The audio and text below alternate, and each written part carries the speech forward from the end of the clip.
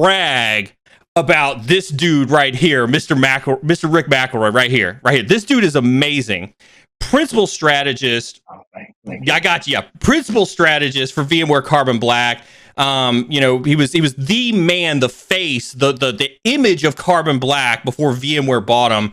But he's got an amazing. That's right. We're gonna raise the roof on Rick over here.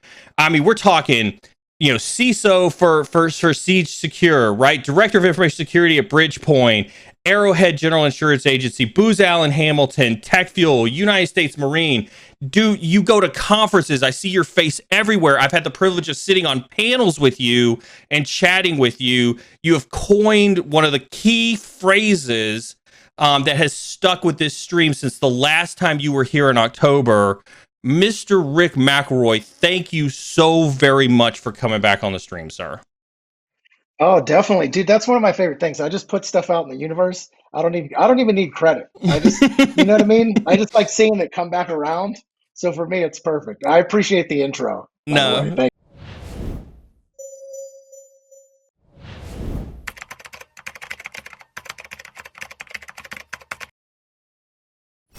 to this and be like, what the heck has happened in the last few weeks? It's wild. I actually said this on a roundtable yesterday. I was like, this is one of the craziest times. If I just measured like a 3-year period, and then specifically the last like 18 months, it's been wild. And I don't know that we're through. I don't know that we're through IR engagement for SolarWinds yet. And here we are with all of the exchange and now surveillance cameras. And yeah, it's wild. And I mean, we're not just talking you talk about being in the middle of the IR engagement. We just got 3 new strands of malware that just came out last week because of SolarWinds. Yeah, I think Google Project Zero says more 0 days in Q1 than all of last year. I had not heard that. Yeah, I had said this a while back too. I was like, oh, it's weird. Emotet is still useful, right? And then I was like, there seems to be people hoarding 0 days because, they didn't have to use them, right? And now it's like, I guess, this year is the year of the 0 day already. So in the last quarter, so we are in March. The gloves are off. Exactly. In the last quarter, what has been your biggest oh crap moment about what's going on in cyber? And we can even take it into December with SolarWinds if you need the easy out on SolarWinds. Yeah, I mean, honestly, for me, it's not like SolarWinds was going to happen. Look, there was, setting the Wayback Machine to like Microsoft SUS, right? Like essentially the chain of events that occurred had sort of occurred before, but really what happened is like, now, can we trust any signed software? Right. So application, control, folks that look to just run good known binaries. Right. And then whitelist them from a detection perspective. Like that's tough. Now so essentially now no one trusts third parties again, and no one trusts any binary on their systems. And that's a tough base to operate from. It's like just no sense of trust. Yeah. I think the third party thing is interesting because we always talk about third party risk being a real thing.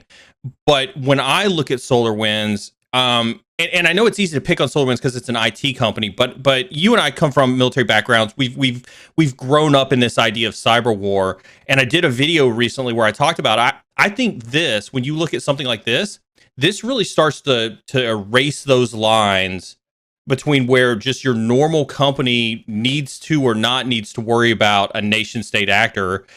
Whatever company you're at, if you're 1, 2, 3 hops away from a DoD vendor, a DoD contractor, a SolarWinds, a Microsoft, like you're a target. You're in those crosshairs. Yeah, all of the retail CISOs that I met with said this, like that's essentially their new normal is like now they have to worry about nation states. Before it was, all the cyber criminal activity, right? And, folks trying to commit fraud, whether it's, gift card fraud or, some sort of purchasing fraud. But yeah, it's realistic. And then I think the other phenomenon that sort of manifested itself as well is like, I think I talked about this last time, this idea of a trickle down cyber economy where you have nation states that develop tools.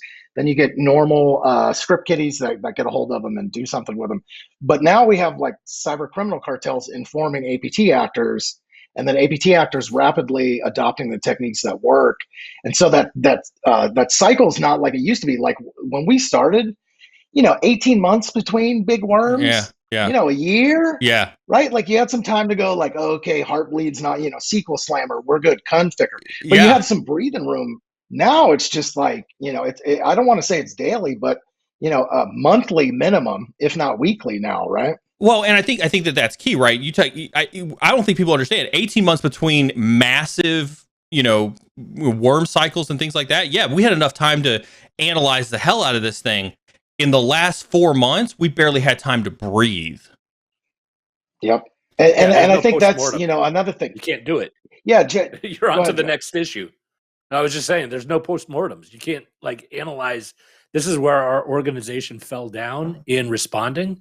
And so if you're constantly going through this cycle of respond, remediate, okay, we're clean. Oh, shoot, we got another thing to respond to. You can't ever go back into the strategy cycle of saying, okay, how do we make sure that we're improving our response time and how we respond in our normal cycle?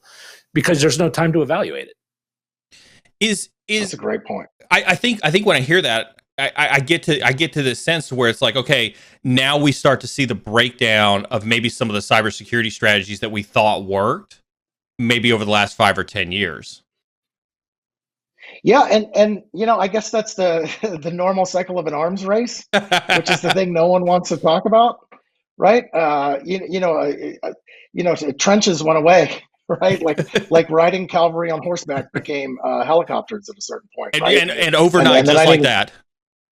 Yep, and the entire battlefield changed, and I feel right like we're in the midst of that now, and look, I think there's a large component for the global governing bodies, whether that's the UN, NATO, whoever that might be, but like somebody's got to decide to step to the forefront and try to lead a real discussion of like, well, what is it, a cyber crime versus what is cyber warfare? How Hmm. do you distinguish those? And then what are the punishments for that?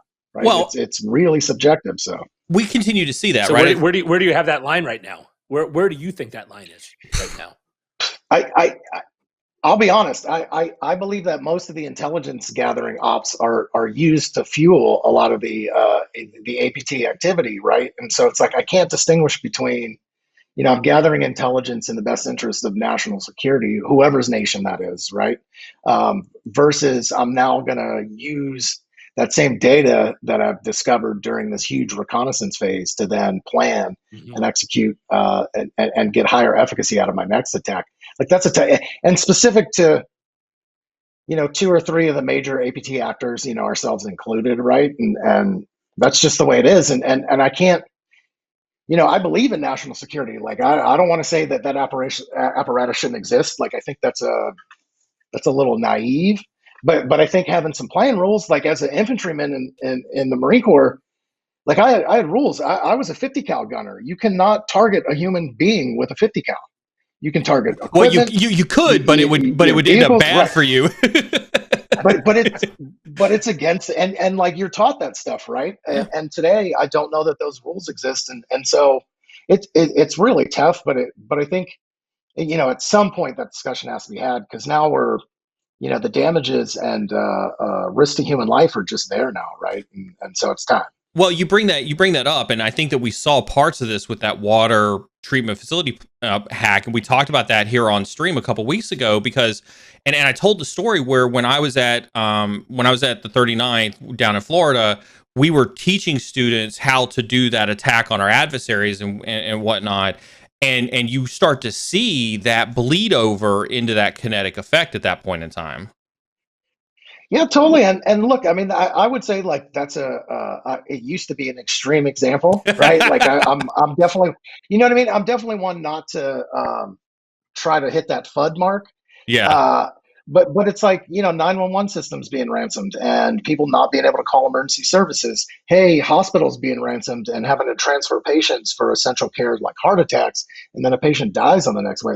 Like those are things that actually occurred that we used to talk about as theoretical, right? And so now that we're in the reality, I just think that from a governmental perspective, that there's a lot more work to do there. Do you and this is for either of you, because you said something that I don't want to gloss over. You said you were at a roundtable, you talked to some retail CISOs, and you said in their conversation that they're starting to consider nation state, attackers.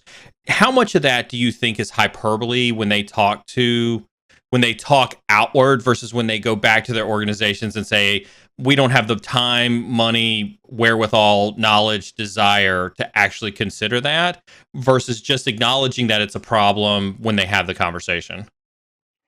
No, it's big time news now, right? And you can't duck the cover of the Wall Street Journal or Forbes magazine. And now that now that the cycle of news is from the point of like security research and or threat hunting and discovery to mainstream media, if it's an issue like that, is hours, right? And so now the executives have lots of questions about their programs, and so I see it as just a reaction to the conversations that the executive boards are now having with them, right? And them, I think, being good CISOs and being prepared for those conversations before they walk in. When do you get the IT guys from the water treatment facility plants calling you? So I won't dime out who it is, but like one of my old IT counterparts works at one of our, treatment, like my treatment plant. And so I kind of called him proactively, like, what's going on with SolarWinds? I saw. Do I need to boil my water proactively here? Right. Like, or just tell me, what do I need to do? Because I'm willing to give some extra time in the event of emergencies, right? Like that's especially when it affects my life. But look, I think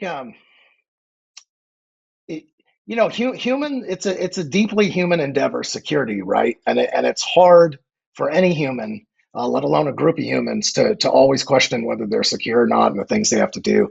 And so I get it when organizations are like, it's just not my problem. I've had programs and kind of operated under that premise before too. Mm-hmm. I built, the UPS stores security program, right? And it's like franchise retail. I wasn't worried about APT actors, then. Now that program is worried about those actors, right? And especially when it comes to like my systems become owned and then attack my partner networks, right? That's a super bad look, and you can see what the DoD has done about that, right? Like CMMC is in full swing. They're running around auditing the entire supply chain, whether it's one small manufacturer of a switch port, right? But the work has started. Right? I'm gonna pick on you on, if you go down the CMMC path. I'm gonna be like, how is this any different than when everybody became GDPR compliant, when CCPA was first on board, when NIST framework assessments first came out? Like, there's no real work that's going on with any of this. All right, I'll take that challenge. Okay, go for it. Look, when you look at like that's right. This is the good stuff. No, from a supplier or provider perspective, right? Like there's a cost to becoming, and I'll put this in quotes, compliant, right? Generally speaking, there's a lot of air quotes going on tonight. That's right. This is the air quote stream. Like some of those compliance efforts will equal better security. Oh, than they were doing you're gonna make chat mad. You're gonna make chat so mad right now. Some, and then some will ultimately take away from security, right? So does it? So here's my thing. Does it move the needle? Yes. Does it move it as far as it needs to go, or as fast? No, because now you're wasting money paying yet someone else to reveal the problems that you probably already know you have. Yeah. So I'm more a fan of like, we've all measured this problem. We know what our problems are. Go spend money to fix it, not on more assessments right now. Yeah. But yeah. I mean, I've skipped annual pen tests before in previous lives because I was like, the findings are not going to be any better. Right. We haven't to Jeff's earlier point, we haven't strategically deployed the tooling that we had in the last one. So let's get that in, let's tune it, and then let's go measure progress on the backside of it, right? So yeah, it will move the needle. But I don't think it's going to equal, the movement we want. Yeah, right? I'm incredible. So Neil, on the customer side of this, I have a question for you. Yeah. When you are talking with your leadership, how much of that fear, uncertainty, and doubt, the FUD factor, is coming into play? And do you think that we have so underreacted to the actual threats over the last 10 years that there's a little bit of a reckoning coming where we might spend some time overreacting to some of that and overspending on some of this, because it's been woefully underspent for years? I think you set me up for this question because I hate FUD in conversations. Like so for Chad who's listening and hear us throw this around, FUD is fear, uncertainty, and doubt. And I'll pick on my counterparts here because I know that they got a huge marketing budget that loves to strike emotions in their buyers. That's the whole purpose of marketing, and it's a common marketing tactic. And I think it's too common in our industry. I think I don't like it. I know why it happens. I'll give you an incident of that FUD, and it had nothing to do with it. When I talk about it, it's gonna seem trivial, right? But we were building the cybersecurity program at a Fortune 100 life sciences company, and we were asking for $50-60 million worth of budget.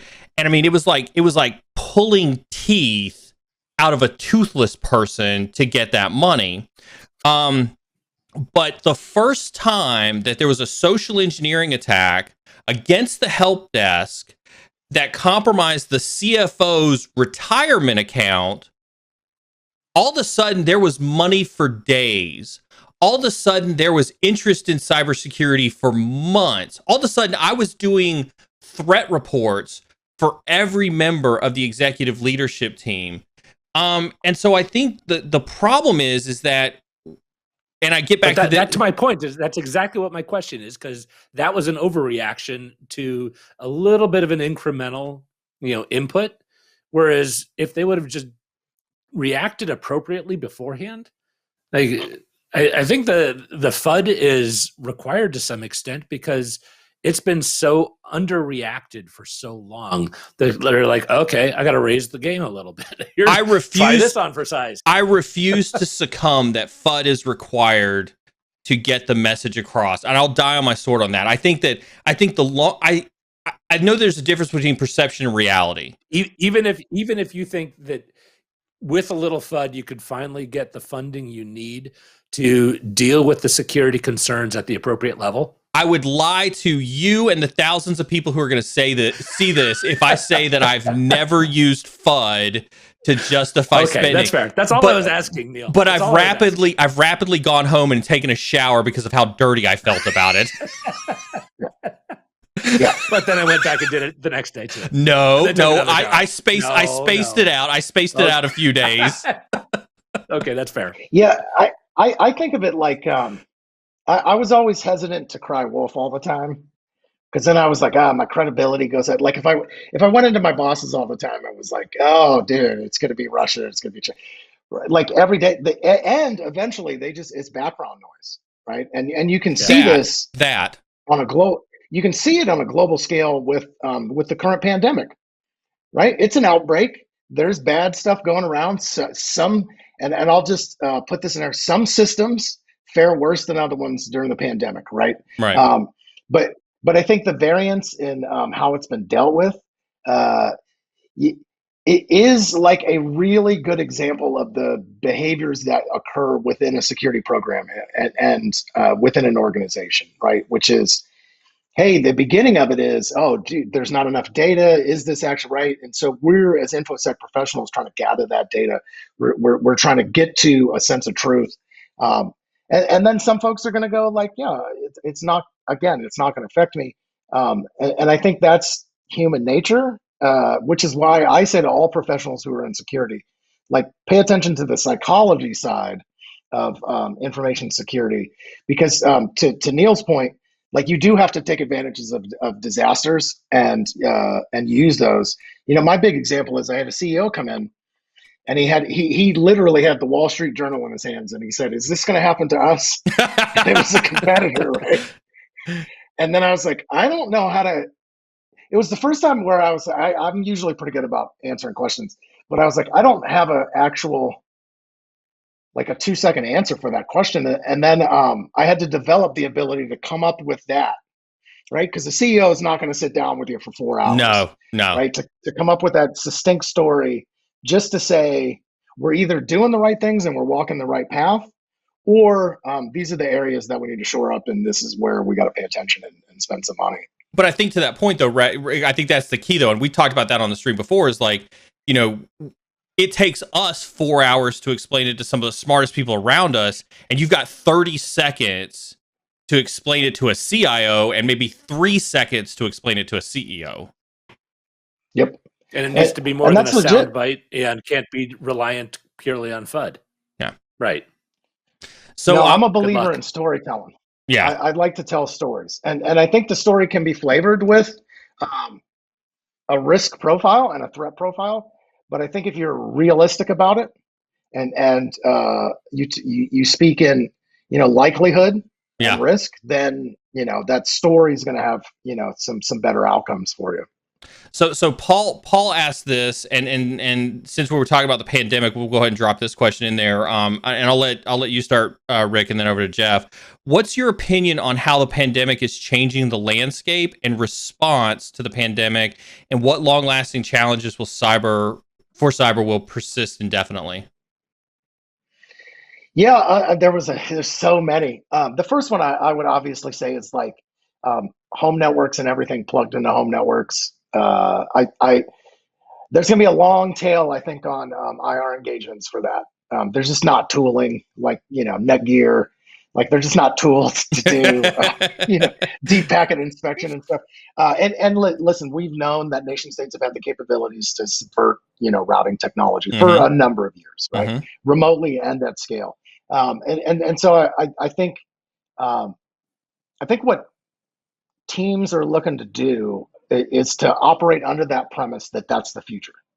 And I think that's a good, strategically, that's a good vision to take. Like, okay, if I have to segment off some sort of work network using the same device as a home network with all these other devices, how would you build that? And I think those are good questions.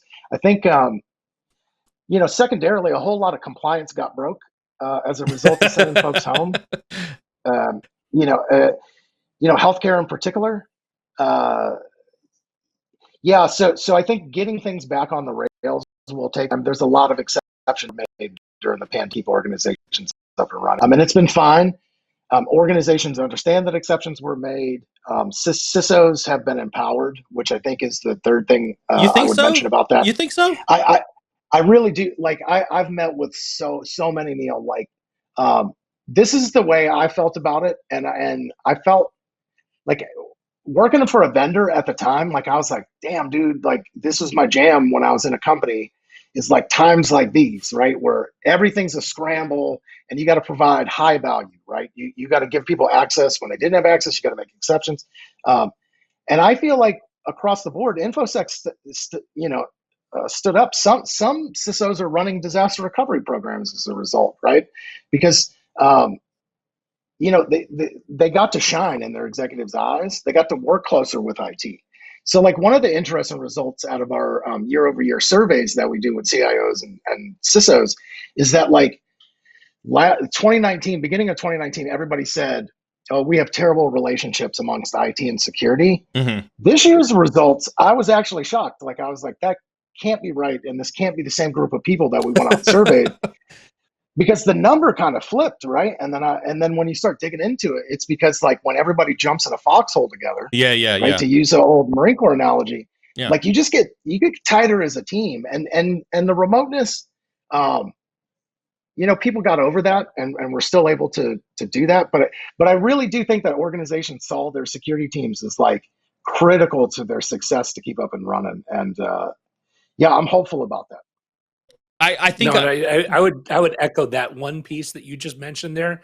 I'm seeing a lot more IT ops and security ops teams coming together because they had to. They're like, oh my gosh, you don't have access to that information? How do you do your job? Oh my gosh, yeah, absolutely. Let me help you. I mean, there's a lot more of that kind of communication going on right now, and I think that'll be pervasive after the pandemic for sure. I also think like two-factor authentication is going to be more and more utilized. Were you going to chime in on that one, Rick? No, Oh. you know me, I always talk about it. I've been saying that for 4 years. Like, just turn it on. Let's go. But I mean, I guess the thing that I worry about is I think everybody had an old crap moment, right? And so when I look at this question, right, when I think about the changing landscape, I guess I worry more, maybe, and this is cynical, Neil, I'm not afraid to admit that. It's an oh crap year, by the way, not a moment. Well, but it is. Moment lasted a really long time. No, I think, because here's what I see. And again, I'll fully call me cynical, and I'm completely okay with this, right?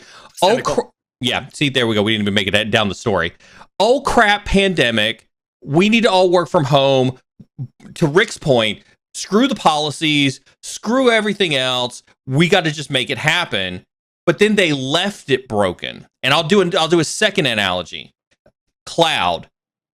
Everybody had a cloud first strategy in 2019, but it was just lip service that they paid to people to say, yeah, we got a cloud strategy.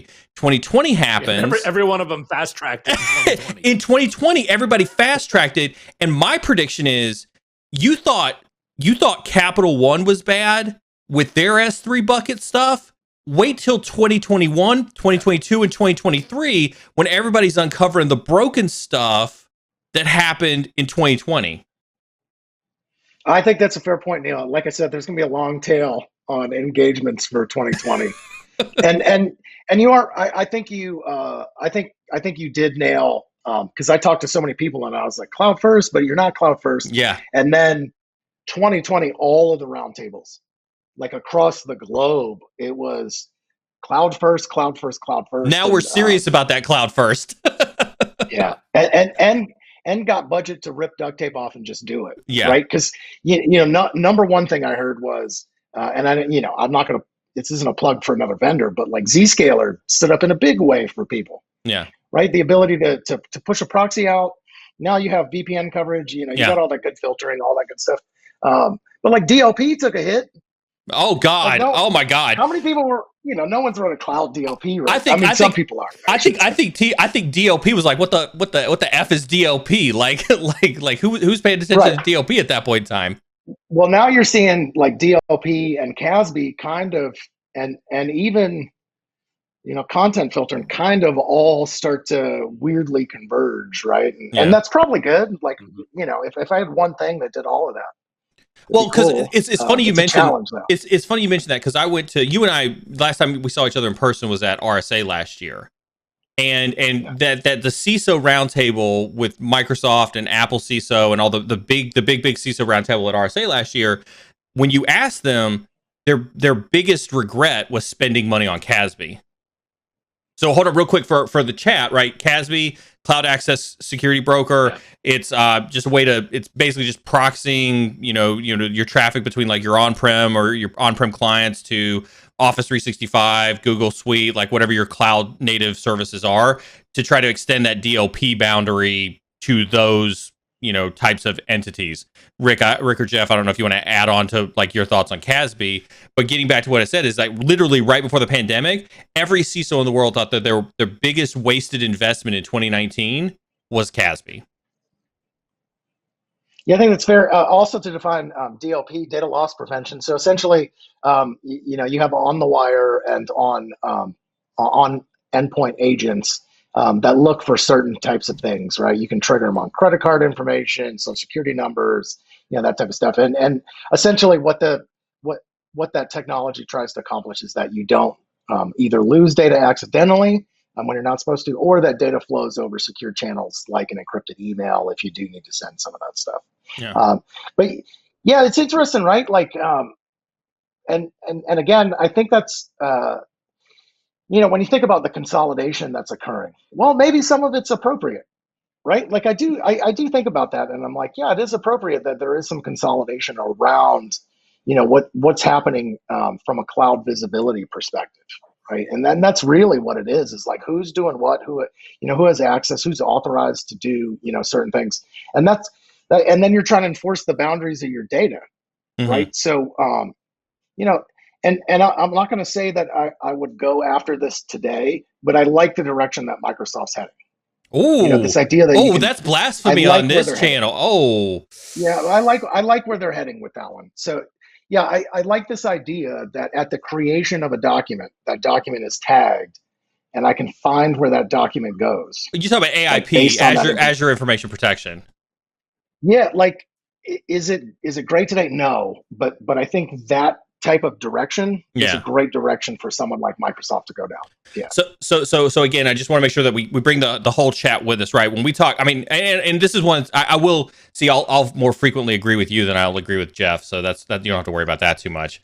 But I do agree. I've always thought it's not as emotional for him. That's why it's a barrier you got to get over. I get it. I do think AIP is something that Microsoft has done really, really well. So Azure Information Protection, if you're not familiar with it, it's basically they've got a great DRM, is what I would say. Rick, I don't know if you describe it any differently, but it's just really sophisticated DRM. Yeah.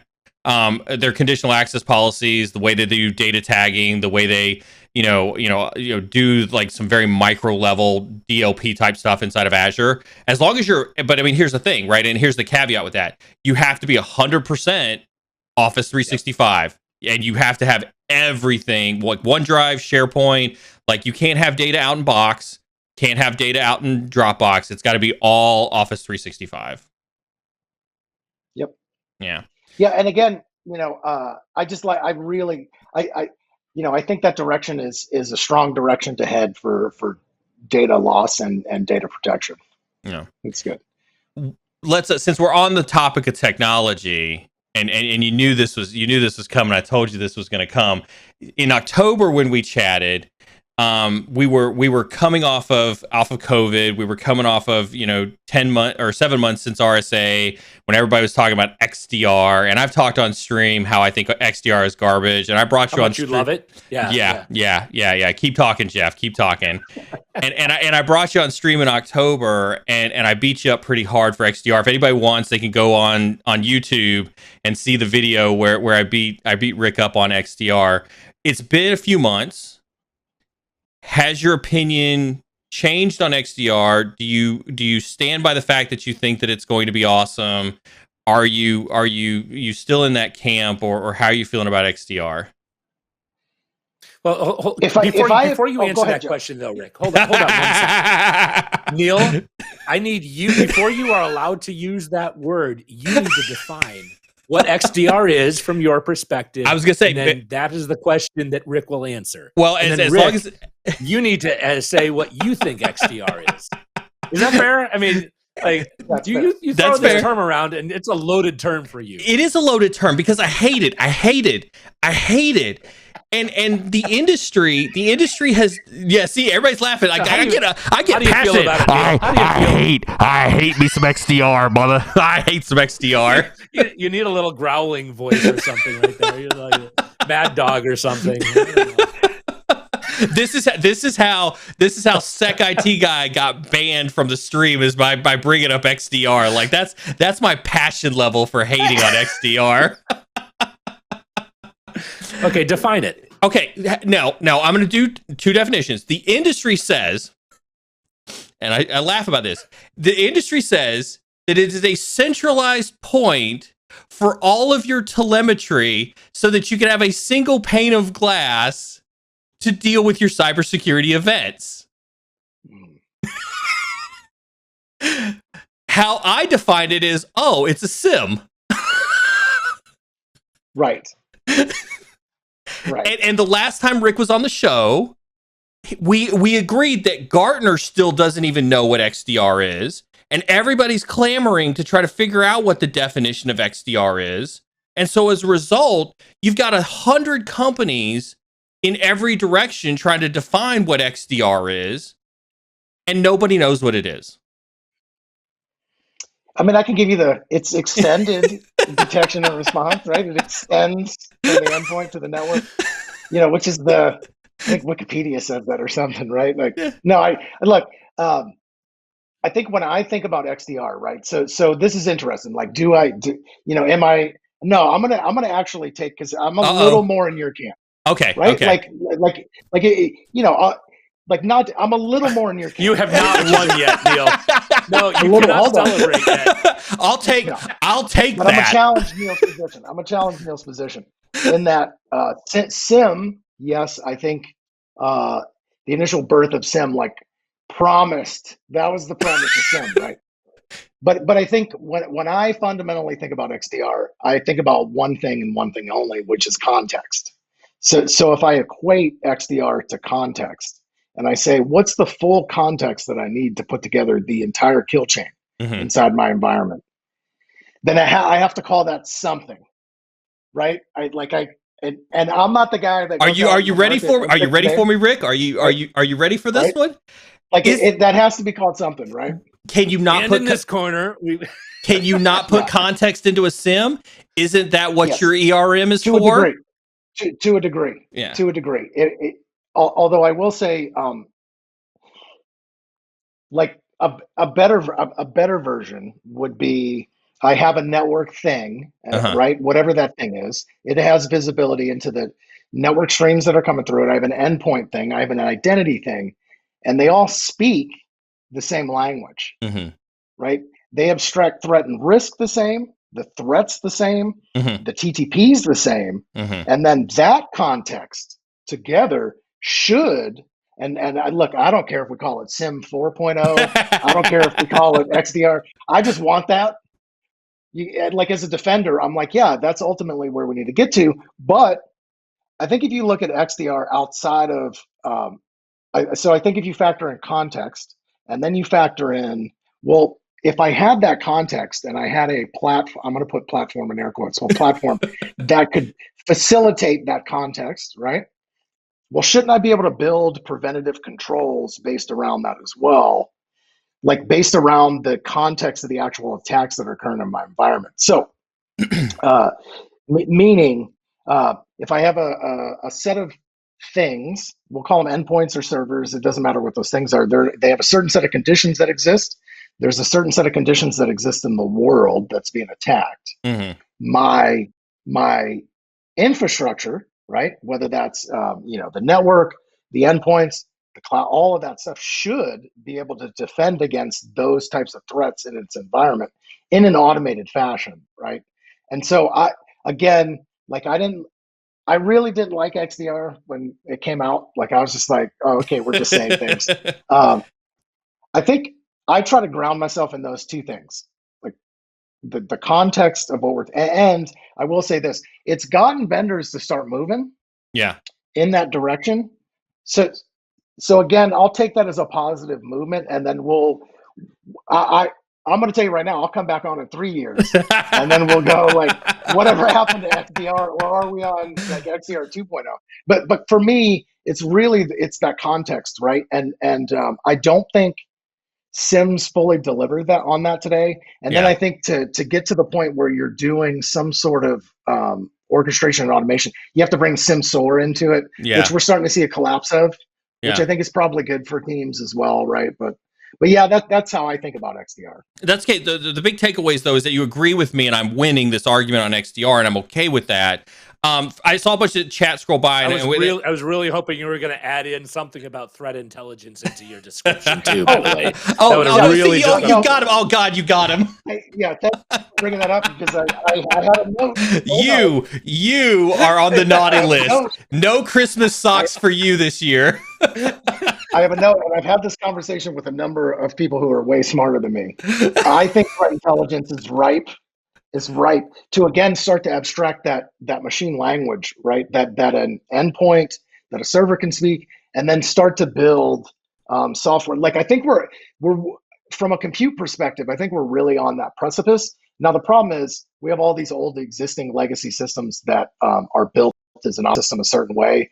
But if you look at the future of what the operating system vendors are working on, like that's what they're working on, and it's intriguing. It's intriguing to see, like, could you develop a brand new operating system with all of these use cases in mind, with some sort of security plane that does the orchestration, the deception, all of that stuff built into it. And there is some really interesting stuff coming out of academic research as well. So the future's bright, but we as professionals have to deal with the mess that we have today, right? Let me give a little bit of context for chat, because I saw chat scroll by and a lot of them were talking about too many acronyms and oh my god, cybersecurity is full of acronyms, right? And I think that's part of the frustration that is core to my frustration on XDR, because we started with AV, antivirus, then we went to EDR, which is endpoint detection and response, and now we have XDR, which is extended detection and response. And I don't think, and I do think it's very marketing centric, and I do think that this is why I say, and I know Rick and Jeff have both heard me say this a lot, is I think we have too much money in cyber. We have too many VC companies in cyber throwing money at ideas. And I think when I think about XDR, when I think about the cynical side of me for XDR, I truly do get the feeling that it was like somebody said, we developed something and we need to be a differentiator. And some marketing dude came back and said, well, let's call it extended detection and response, because we're taking it a step further than everybody else to create a whole new category. And I think that's ultimately why I'm cynical about it, is because I haven't seen a definition that makes me feel like they're actually doing something unique with the idea of extended detection response. I agree with everything that you're saying in principle. I just haven't heard anything that you've said as being something you can't do as a strategy in SIM and SOAR. And I think that's the hard part that my smooth brain has a hard time wrapping around it. No, I think that's a fair criticism. I do. And then I think about, the business of security, because there's business security and then there's a business to security, right? Like there's markets, there's, to your point, there's VCs involved, there's startups, there's marketing teams, there's all of those things. And when I wasn't at a vendor, I used to beat vendors up about it all the time.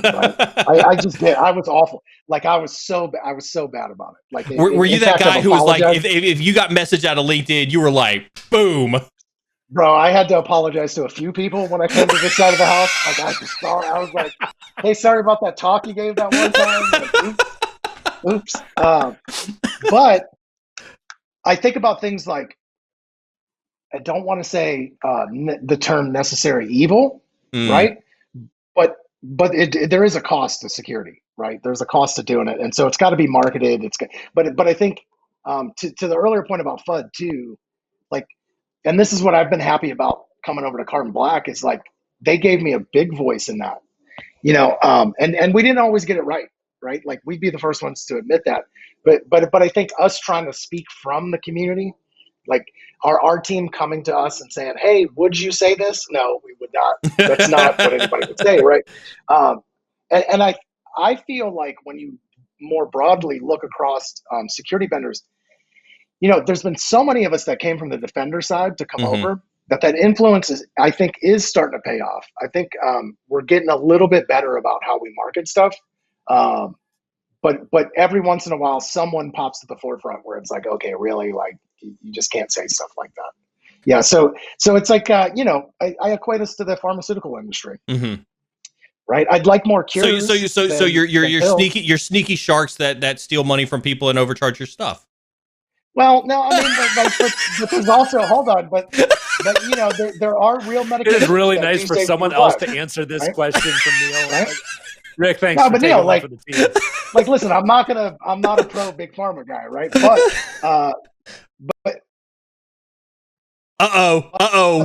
So, there we go. I thought we lost you for a second there. I thought your internet cut out. I thought you're like, I'm done with Neil tonight. I'm done with Neil. No, but again, right? Like I think if people know me, like I operate in the world that I'm in. Yeah, and then that's why I like having you here. We want. Yeah, that's why I like having you here. And I don't necessarily disagree with you that there's a little too much money right now on the because we've got enough things. There is infinity things in security, and I think we need a few less things, and then those things to become better. Yeah. Yeah. All right, so we'll leave the XDR thing for 6 months from now, a year from now. We'll see how that goes. When we look forward though, Rick, right, and you kind of hit on this a little bit. technology wise, I get a lot of questions, and I've gotten a lot of questions this year, especially in 2021, about AI and ML. And I'll quote somebody who's been on the stream, in the last month or so. And I asked this individual about AI, and he said, "Oh, you mean a really fast binary decision tree, process?" What is your feel on AI and ML? Where are we, and where do you think that we are going to get to, in the next 12, 24, 36 months? Specific to InfoSec? Yeah. Oh, I think Security Skynet's coming out like next week. No, I'm kidding. That's sarcastic, by the way. Look, I think ML is actually helping to solve a bunch of challenges. I think especially when it comes to and I'll just leave it at data analysis. There's a number of different ways that it's helping sift through, that data. AI, look, we've seen, the DARPA Grand challenges and sort of that experimentation. We've seen proof in the wild that an AI is out there stuffing credentials. That's what it does. I would argue it's maybe not an AI in the news. Kind of said that it was. I put it more at like a bot level. Like I don't think it was a neural net that was out there, discovering credentials and then stuff, or even like, I know Neil, I've discovered some of his passwords in the past, so now I can infer as an AI like his next password that he's going to use, right? Like we didn't see that. So I think we're a ways off from, and when I think about like what would be really cool in InfoSec is like I just want I want an AI bouncer, right? That sends. Right, like, and it's just shimming, like it's writing software shims that go instead of patches and the things, But we're a ways off from there, and in fact, I would argue most of the work that's going in AI isn't in our field, right? So, you're going to see, I think, us adopt models that again come out of the financial sector, that come out of the automotive sector, and we'll benefit from that, but I other than maybe some new startups that are out there, I don't know that I would personally look to buy something other than ML that provides some really good analytics over the data sets and sifts through that. Since I've got you here, does your and if you can't answer this, then I get it. But has your threat research team, have you guys seen any? I don't want to call them next level attacks or next level malware, but have you seen TTPs that have, probably geared more towards the use of AI or ML in the execution of their attacks? No. So very low. Yeah, like broadly speaking, Emotet up until it got taken down was still the number one. And that was invented in 2012, and there was no, there was no augur, there was no machine learning, like none of that, right? And so look, I think most people should be concerned about, patching. I hate to say cyber hygiene because it's just like a cop out. I said that to a reporter today. I was like, it's a cop out what I'm going to tell you, but I was like, honestly, people aren't patching the things that they have, and I go, and then you complicate patching with. Well, some people didn't patch SolarWinds and didn't get, hit as a result of not patching. I hate that. I hate that conversation. I said that the other day. I was like, oh my gosh, luckily we were not at a current rev of SolarWinds. So I heard a CISO tell a CIO that they were so glad they didn't patch. That way they weren't vulnerable to SolarWinds. And I was like, no, this did not just happen. I was in a shop where our ineptitude prevented us from an actual breach for the same exact reason. And it wasn't SolarWinds, but like, I was like, oh, as much as I've, and it's tough, right? Because you're in there like kind of, I don't want to say whipping IT, but you're working with them. You're trying to change those processes. And then your failure to execute saves you. Yeah, that's a hard spot to speak from. That's the anomaly, though. I mean, that's for every one of those, you've got 10 that totally screwed you because of your failure to patch. Right. But Jeff, this as well as I do, right? That one failure is the one that every non-IT, non-cybersecurity person will throw in your face whenever you tell them that you have to patch. Yep. Right. But the reality is if all they're doing is patching, that's their only defense against attacks. Yeah. Then they've got just as many problems, right? They need to be doing the other things too. Patching, you're right, Rick. It's absolutely important, but you don't end there. Like if you're doing the patching right and you're doing a good security policy, that's how to be protected in this day and age. Because you're right. You're not seeing all the newfangled machine learning kind of attacks. Why would they create a machine learning attack when they can just have something that's highly effective, that they know what it does and how it does it, and it's not morphing automatically over time that they would have to reverse engineer the information they're getting back? I think that from an attack perspective, I think AI and machine learning is going to be a challenge for the attackers to harness, because they don't know what it's in the wild. What's it doing now? I don't know. It's doing it by itself. They can't live like that. They have to control it. I guess I mean I've heard tale of stories, and I feel like when I tell this story, it feels very Bigfooty, and I admit that.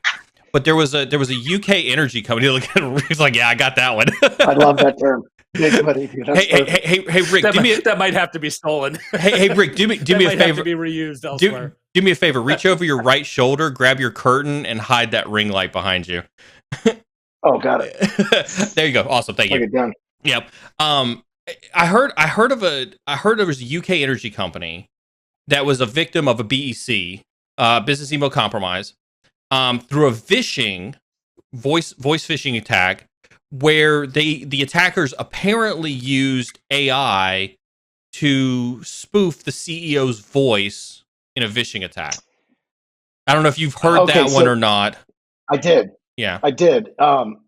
Yeah, that was a little more akin to like a deep voice fake than and I think real AI. But honestly speaking, that one actually I worry about more from a disinformation perspective, because as we've seen, humans react to disinformation greatly. So I think it would be far more likely that my CFO at an organization could be vished than some sort of offensive AI that's in doing constant recon and then figures out some new 0-day and then attacks my system with that. Like, it's far more likely that a phishing or some sort of deep fake attack will probably get there first. But we don't wrap deep fakes in with AI and ML. That's a good point, and maybe it should be, right? I mean, there's neural nets involved in some of that creation process. Maybe it should be considered as part of it. Yeah. I'll think about the difference. So we lump in social hacking with digital hacking. Yeah, it's right. And I guess so when I bring this up, so I had the privilege of speaking at a round table with a leadership team of a Fortune 100 company, and they were asking, like, how do we stay ahead of attackers? And I tell this story, and I tell that, like, when you look at security organizations, we're tone deaf as a security organization because we have vendors that come and tell us we've got all this AI in our stuff, right?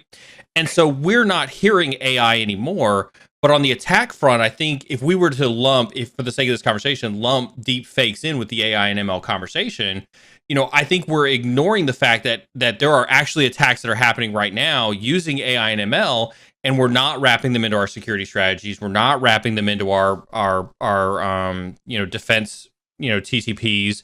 We're not having education and awareness to talk about how to identify deep fakes. And I think that if you go back to the bear chasing you analogy, the bear is already gnawing at us and beating us up on the ground with where AI is at from an attacker perspective, and we're still struggling with patching. It's a good point. And then, like, could we actually detect whether or not it was an AL or, a million people sitting on keyboards at the same time? Right. So it's quite possible that it has been, and the end outputs of it look essentially like any other attack, right? Mm-hmm. So it's a good point, and I do think it is worth some consideration on the deep fakes moving into that category, because. Mm-hmm. I mean, today I just saw someone on the stream mention this too. Like, it's reasonably good on your phone today. Yeah. Like, there's apps that will generate that today on your phone, and it's decent. It's not great, but as a security researcher, I think my next one is going to be myself and another researcher at the company are going to deep fake ourselves on Zoom, because we have enough YouTube recordings, Mhm. Twitch streams, Mhm. where we think we can seed it pretty quick. Yeah. And then what we want to do is test whether or not people would realize it's not us on the other end of the calls. You can count me in for that. I would love to be, I'd love to look at a video of you and see if I could tell what a deep fake video of you is like. I feel like I've sat next to you and talked to you enough to where I'd be really curious if it would trip me out or not. Do you think that's worth doing? Because we've been kicking it around for like, should we do this by DEF CON and try to submit? Like, do you think it's worth doing some work on that? What I would like to see, right? If we were talking about a DEF CON talk, I'd like to see your research in doing that. But then I'd like to see the Carbon Black take on how do you detect deep fakes? Like, what is the unique pattern in those signals that helps you detect that it's a deep fake? All right, that's a good one. Yeah, that one in stenography because that's the other one we talk about. And that's why, because stenography, we heard it. We didn't hear crap about Stego until Al-Qaeda. You remember this in the Marines, right? Until Al-Qaeda started to use it in Craigslist ads and eBay ads to hide messages. And then as soon as those platforms started to, rasterize those images when they put them up, we stopped hearing about Stego and Al-Qaeda messages.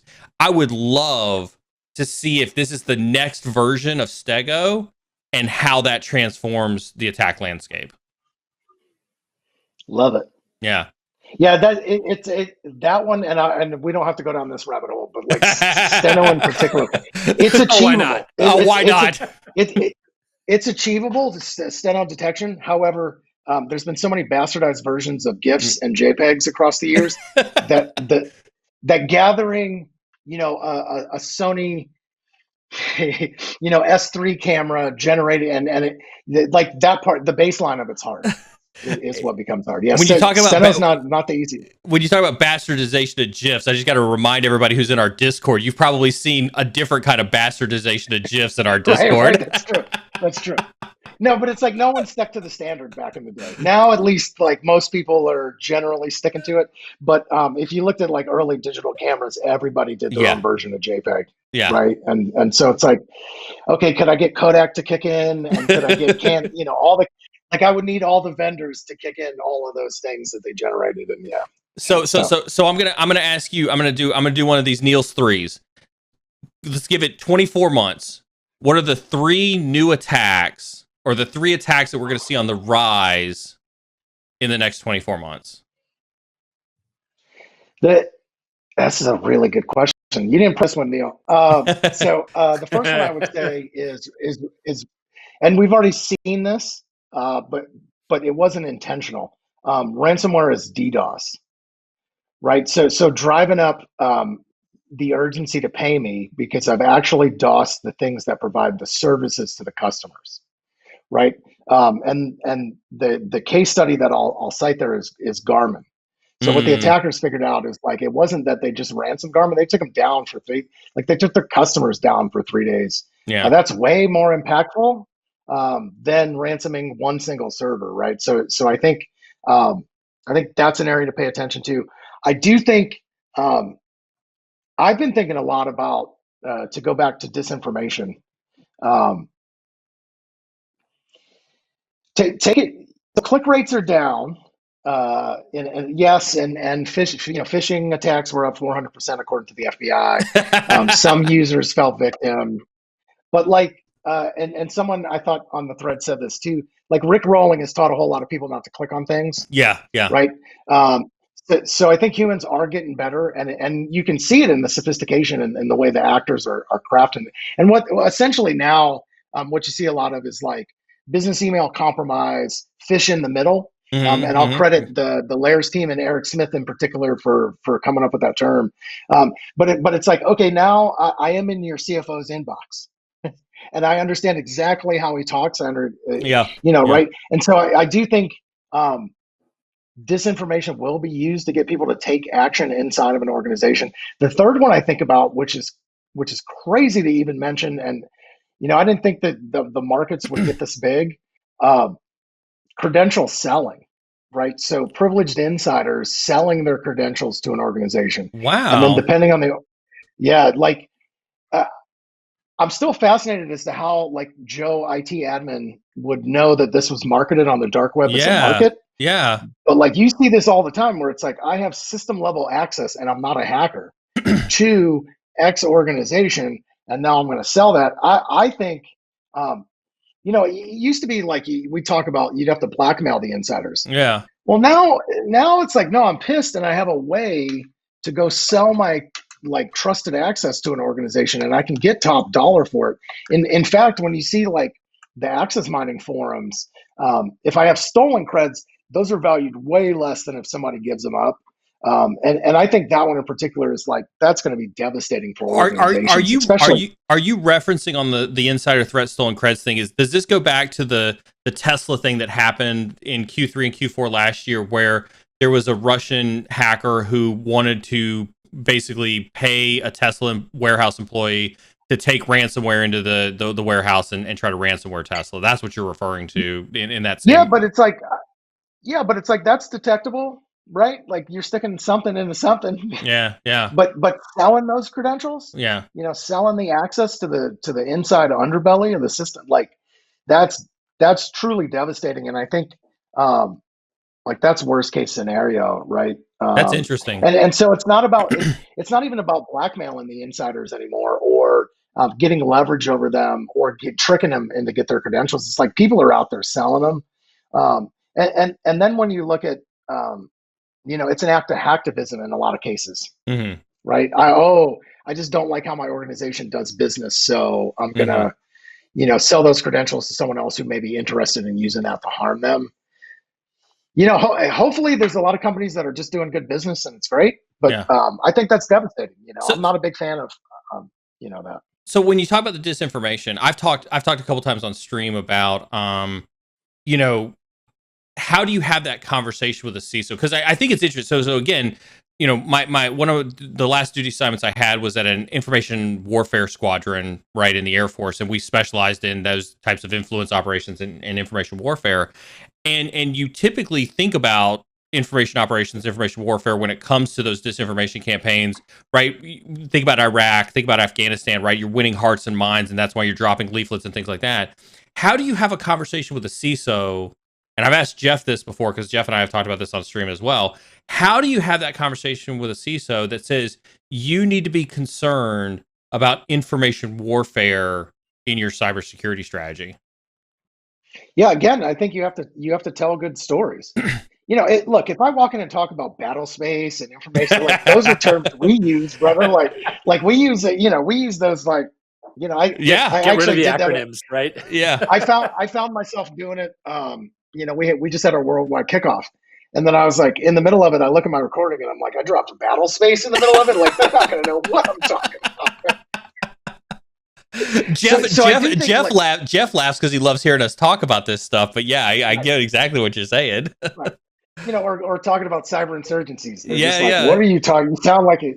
No. Yeah. Yeah. So I again, I think it's you have to be relevant. Yeah.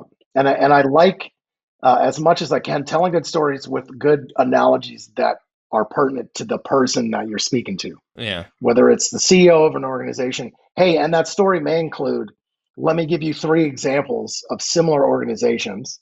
Or, hey, I was just speaking with the CISO of, maybe it's one of our competitors, right? Maybe it's not. Yeah. And relaying that information. But I think too, I'm also a big believer in like a steady drumbeat without having without having an emergency to it, right? So it's like, if I want someone to do something different in 2 years, I'm gonna do a whole bunch of bite-sized information along that path, and then 2 years later they'll go, okay, I totally know what you're talking about. All right. So as you look at like your awareness programs, a lot of times executives opt out of those. That's another reality. Yes. Like I've had executives go, dude, we wrote the policy, we're exempting ourselves. Yeah. And compliance helps with that and all that good stuff. But I do think, and the other thing I will tell you too is I've also had CEOs who for some reason were fascinated with Hollywood things. Like Mr. Robot Hollywood things? Yeah, like one of my favorite stories is my team had just got back from DEF CON. One of my teammates Mohawk conned it and had the 6-foot Mohawk. Yeah. Right. I'm in like shorts and flip flops. I think everybody was in like hoodies, and we got a call up. Like the CEO was like, I want to see you in 10 minutes. Oh, wow. And now we're thinking like, okay, first off, we're all violating the dress code policy. You know, one of my guys looks. This isn't going to be pretty. Yeah. So I call my boss, and I'm like, and he goes, listen, he loves good stories, and he goes, the inside scoop is he has an impression of security. Yeah. Right. And that impression is largely the myths of Hollywood. And so he goes, I'm just going to tell you to use that to your advantage. Right. And again, I would caution everybody that they should know the personalities that they're speaking to before they engage with them. Yeah. So if you know your audience and you know what drives them, you know what motivates them, you know what they care about, you can come up with a relevant story to help them with that.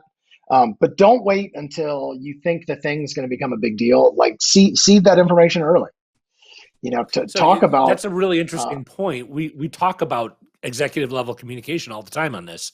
What are some of those breadcrumb trail, building blocks that you would start to seed early, so that you can cash that in, 6 months, 8 months down the road, and their understanding of what that you're talking about? Yeah, the last program that I built, I said it when I started running it, I was like, this is going to be a 5 to 7 year arc. Like I just knew it. I was like, yeah, we'll probably get to maintenance mode in like 5 to 7 years, and then I like building things. So for me, one of them was security. Security can be a differentiator as a business model, right? Like us being more secure than our competition, and no one at the time was talking about that. Nobody talks about it now. Nobody has bought off on that now. Safety, they do.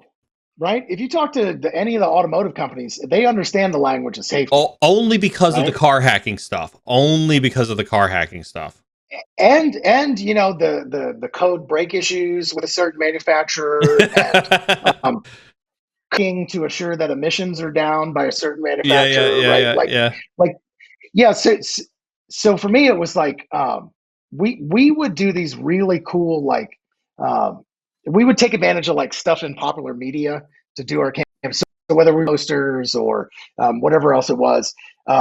Also, other things that we would do, vinyl stickers on the back of bathroom doors. Wonders because you have a captive audience. Yeah.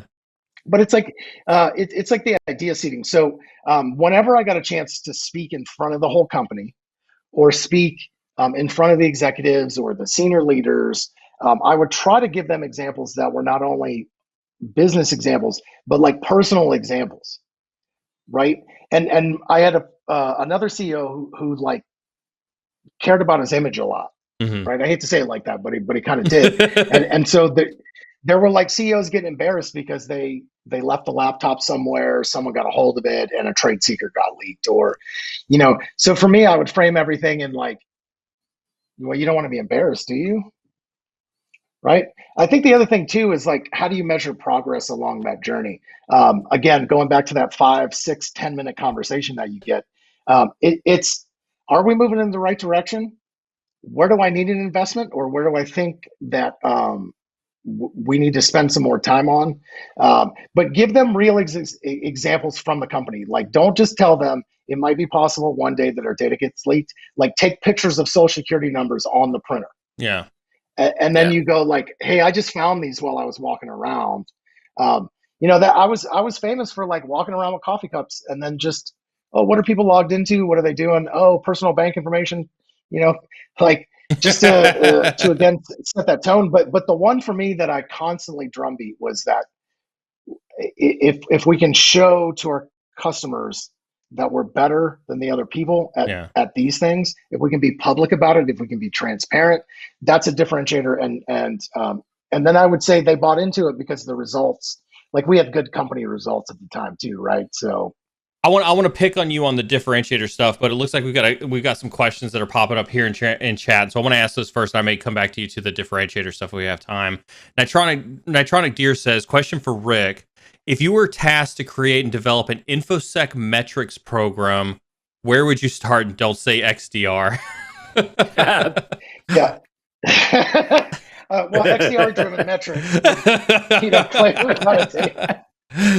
So That's extended time to respond. Oh my God. Mute. Where's my mute button for Rick?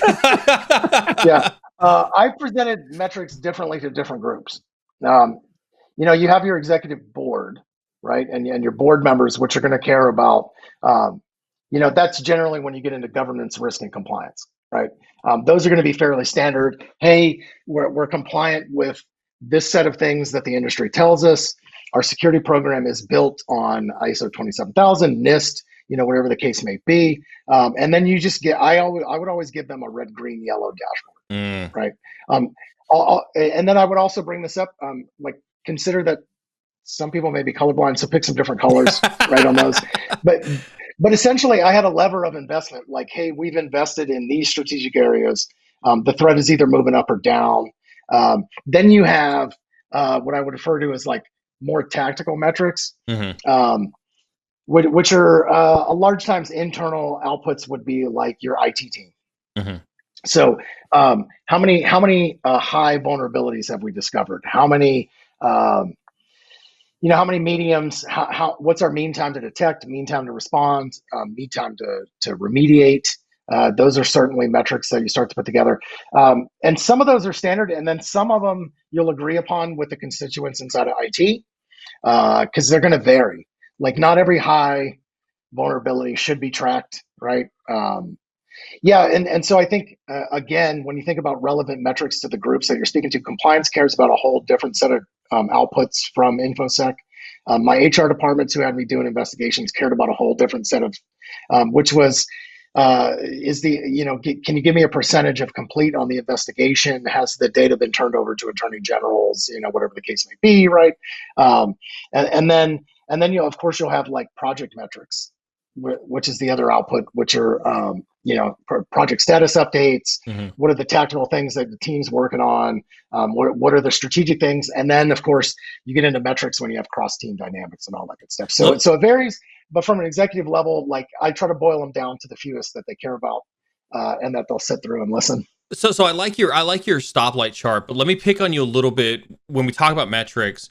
One of the things that I think we fail at in cybersecurity is providing business context to metrics and providing ROI on metrics. And I'll pick on Carbon Black just because it's here, right? But, when we talk about, I spent XXX millions of dollars to put in EDR, where's my ROI on putting in that EDR? And one of the things, I literally just had this conversation with a vendor today, which was, you can't tell me that I can reallocate people because that isn't a cost that I actually get to see on my bottom line. And so how do we have a better money conversation in our metrics versus mean time to detect, mean time to respond, stoplight charts on compliance and things like that?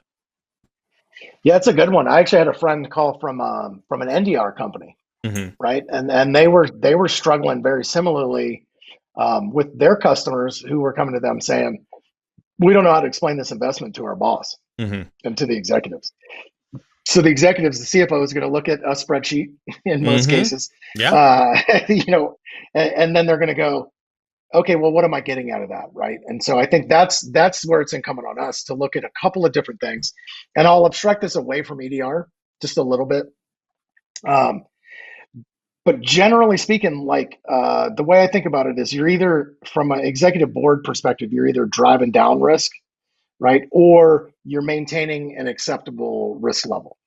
Well, when it gets into the nuances of defending a system, like, do they care that it's AV versus EDR? No, they just go like, well, you bought something that's supposed to secure that endpoint, and it's supposed to have a better out. The other thing that you told me you needed a 10% increase for, right?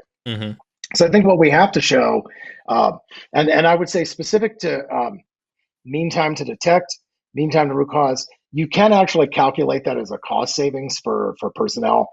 Now, generally speaking, the executives of the company aren't going to care about that. That's right. Like, if you report to a CIO, or you're like a director of a SOC and you report into a CISO, they'll care about that, right? Like, hey, you're doing more with less. Awesome. When you can show that, like, hey, we actually deployed this technology, and what we found were gaps in other technologies that we had deployed that we have an existing investment in. Now we're able to tune those. We don't actually have to go do these big strategic projects to rip and replace them. The other output I would say too, and I'll bring this one back to EDR, is like with threat hunting. Threat hunting is one of the ones where people have a large struggle explaining the return on investment on. Two people from my SOC team are off hunting. Yeah. They didn't find APT. So like, what are they doing? Right. So like, yeah, exactly. Are they actually doing work? Yeah. Yeah. And so the model that I like, and this is not mine, and I won't dime out the group of companies that came up with this, but I wish I could, but I can't. But essentially what they were doing is like assigning. So you know, if you thought of threat hunting as a decision tree, you find APT or you don't. Well, what did you learn on the don't path? And then you have to own the projects on that don't path, right? So whether the project is like tactically tuning, maybe it's, hey, our log collection is wonky and we need to get faster about it, or whatever the case may be. Like that was the tactical metrics that they were then able to roll up to say, hey, these are driving down the risk in these areas. And then the other thing I would say, I think we do a piss poor job of in security a lot, is that we do not talk about the third leg of the CIA triad enough, the availability leg. So for anybody in the audience, confidentiality, integrity, availability, you can kind of boil down what InfoSec is into those three things. We either provide confidentiality of the data, integrity of the data, or availability of it. Most companies, most CIOs, most executives, that's what they care about. Like if the front end of Netflix goes down, if the front, like that. So as we align our spends and our projects, if you can align They'll get them you on to the what first the name business basis cares with your about. CEO really fast. Yeah, you're done. You're done. You're just that's the end of the ball game, right? Yeah, you're done. But if you can align to, well, what are the business objectives and goals, and then as a leader go, here's exactly how, you know, threat hunting plays into this key business objective. Now you're speaking the language that the business wants to hear, and they'll understand the investments. But I think lots of times they just think we buy stuff and plug it in because it's shiny and new. Yes. And we do a fair amount of that. Yes. We do. You know, Yes, as an we do. industry, there is a fair amount of that occurs. Yeah. And I think we fail. I think we fail at quantifying that return on investment. I like how you said that though, because I think, you know, and I'll get to this question here in a second. That's on the screen. But I think that pen testing, threat hunting, I think some of those less defined roles that we know that we need as security people to make the organization successful, we fail at quantifying the value that they bring to the organization when they find zero. When their result is zero, it gets to be like, well, why did we spend the money to do those things? And I think that, I mean, and I can tell you, like, just fond of asking me, like, from the customer perspective, I can tell you when talking to senior leadership, that is a hard conversation to say zero is the value of the return on investment. Right. Yeah. Well, I think it's important at the beginning of the year, every leader sets out their initiatives for the year, right? This is why it's really important to pay attention to what your CEO says is important for this upcoming year, and trickle down what your CIO says, what your CISO says. Like if you are not paying attention to those 3, 4, 5 initiatives, you're not ever going to be able to tie what you're trying to accomplish to one of those tasks. Yeah, Jeff, you bring up a good point. Digital transformation initiatives prior to the pandemic, because it changed as a result of it. There was, right. I mean, like companies out there are like, how can we drone deliver you a burrito over a drone from your app, right? Like banks are looking at zero touch. Like you don't have to go into a bank to open a new banking. Like these were all initiatives that, but CISOs are Jimmy John's via drone. I love it. Yeah, I'm in. Right. I'm in. Right?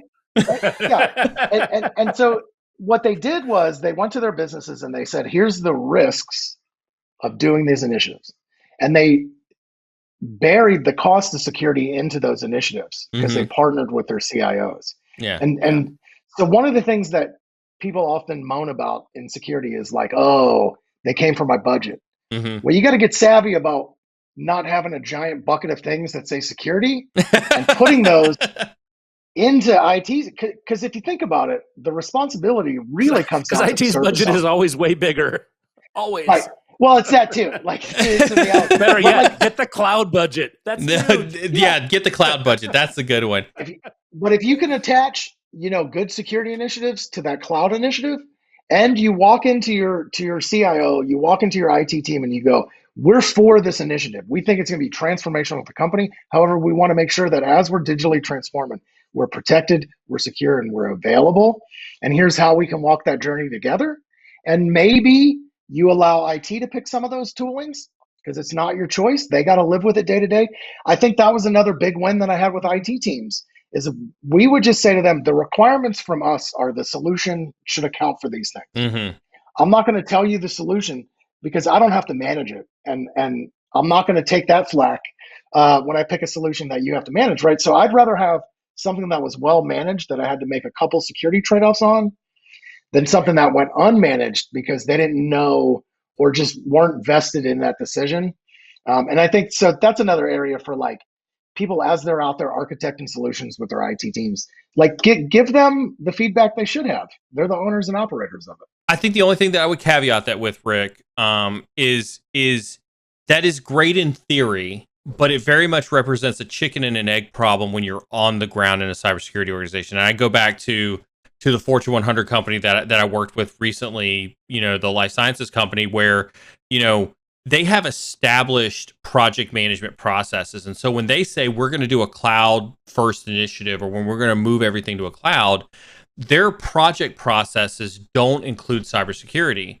And so if you're in an organization where the IT processes for moving projects along the line have never had a cybersecurity input mechanism on there, then it's harder to have those conversations at the beginning of the project phase to say you need to include 5% for security or 10% for security. We need to be with you at every point of the project phase. And I think that that's the chicken and the egg problem that comes with exactly what you're talking about. I don't disagree with you. I just think that tactically on the ground, that manifests itself in an almost impossibility in some organizations. Oh no, agreed. What I would tell you is like, that's a cultural problem. And I'm hesitant to say someone didn't do their work along the way on that culture. Mm-hmm. But obviously the tactics that were used didn't drive the results that you want, which is security exists from the ideation of whatever it is all the way through. Whether you get 100% of the secure by design or not, it was at least considered, right? Right. And so what I would say is this is a mistake I made. Like, I don't say this of other professionals. One of the mistakes I made early in my career is being too focused on the technology and controls. Yeah. And not focused enough on the people that play a huge role in picking the technology. And so again, going back to the human psychology and the partnership part of what security should be for organizations, no, this is not an easy thing to go fix, especially when you have an org that large. Like, unfortunately, like that's a large organization. A steady hand over 7 to 10 years can fix it, but you got to keep the CISO in place. You got to be real friendly. You got to make these trade-offs. Let's not do that. Well, let's not talk about the CISO in place. You also have to have over time showing value to the other parts of the organization. I mean, so often security has been seen as no, you can't do that. No, it can't do that. Can't do that either. Hey, this isn't going to work this way. And it's always like the boy calling wolf, right? It's like, oh, no, this is a major problem. We got to address it. I think over time, if you actually show value and are talking in more of a get ahead of the game kind of approach, you're going to get included earlier in the process. And I was just talking to a CISO about this a couple of weeks ago. I think I mentioned it earlier on a different stream, but she was actually mentioning, hey, we've got a bunch of digital transformation projects going on right now. How do I get my software developers to embed security into their applications, right? And I'm like, you don't.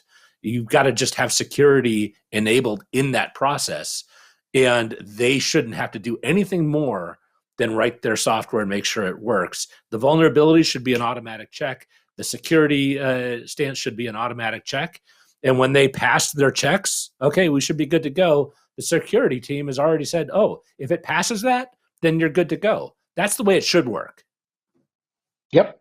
Yeah, perfect world. You know what you do is you find advocates all across the organization. We used to call them champions, but you know you go with your senior devs that have influence over the development teams, right? And then you start including them in cool ass security stuff. You start bringing in the conferences. You start doing, and then they go, oh, okay. Oh, wait, you talk to them about financially what that means to their career if you're securely Yep. designing code. And Jeff, to your point, like, it takes time, and you have to be patient as a leader, and you have to set that true north, and then just know that you're walking that path. But to your point, yeah, one of my great bosses was famous for saying, "You're not a no." Like, he would just tell me that over and over again. He's like, "We're not a no, we're worse," and have them move into it. Don't try to change what humans are doing today, because all they're going to do is pick up the phone. Yeah. But when we would build the future after talking to everyone, when we would account for the use cases, when we would make it as easy and as transparent as we could, and those were the wins. Those were the real wins for security, where we went, well, people are doing it because it's easier than the old method.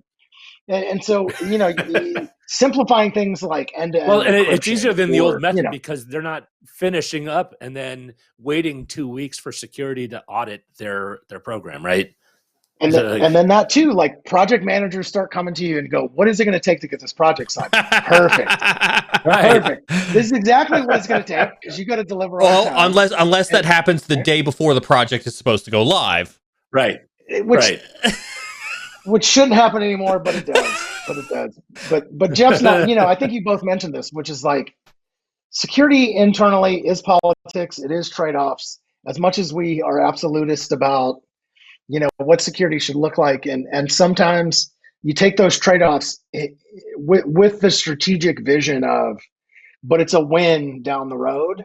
Yeah. And you just I think if you operate like that, you'll find that teams go, we want you in the room, not we want you out of the room. Yeah. Yeah. So Jeff, looks like we got a question specifically for you, and I know Angry Amoeba has been dying to ask you this question. And Rick, there's a little bit of background history to this, and I'll explain. Say, Rick is reading this question going, what the hell is a narwhal? So a couple. I just know that the narwhal bacon's at midnight. That's all I know about the narwhal. So a while back, we had a stream, and there was somebody who came on stream with their daughter. They were watching the stream in their living room, which just floored Jeff and I. This is a Wednesday, and their daughter had asked a question of Jeff and I. We'd waved hi to their daughter and everything else, and their daughter asked a question on stream, and we got pushed to stream, and it was what was your favorite animal?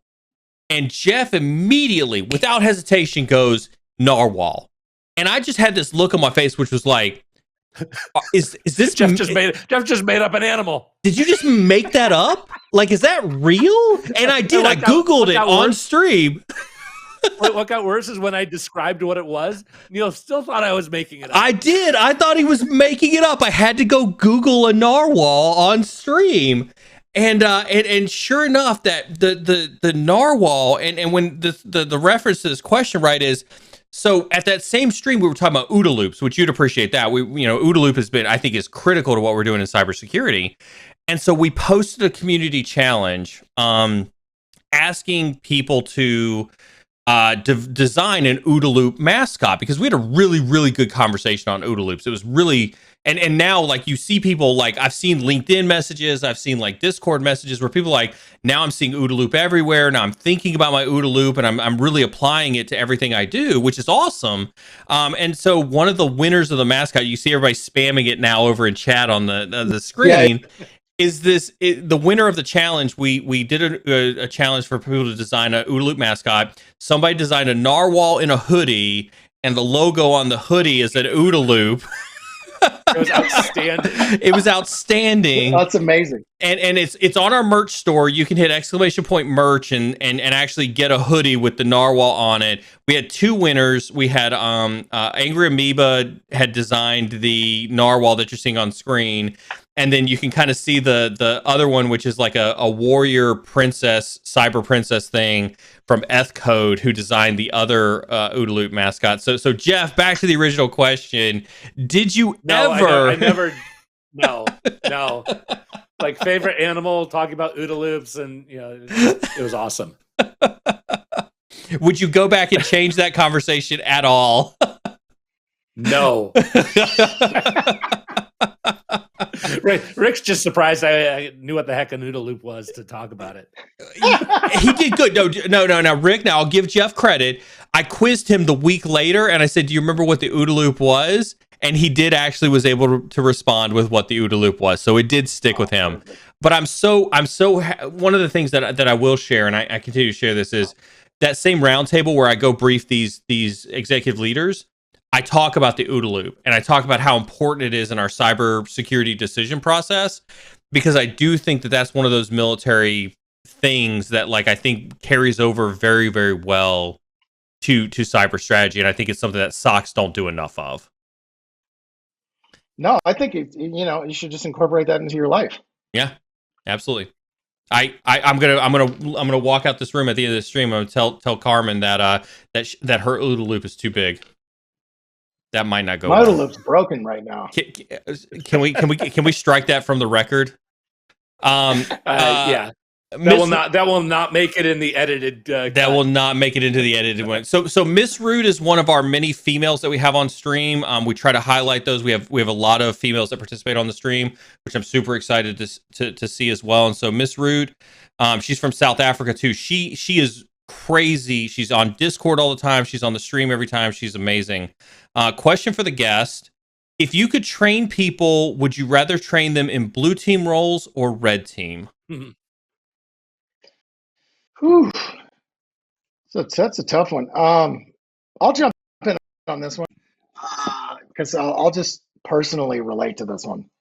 I think that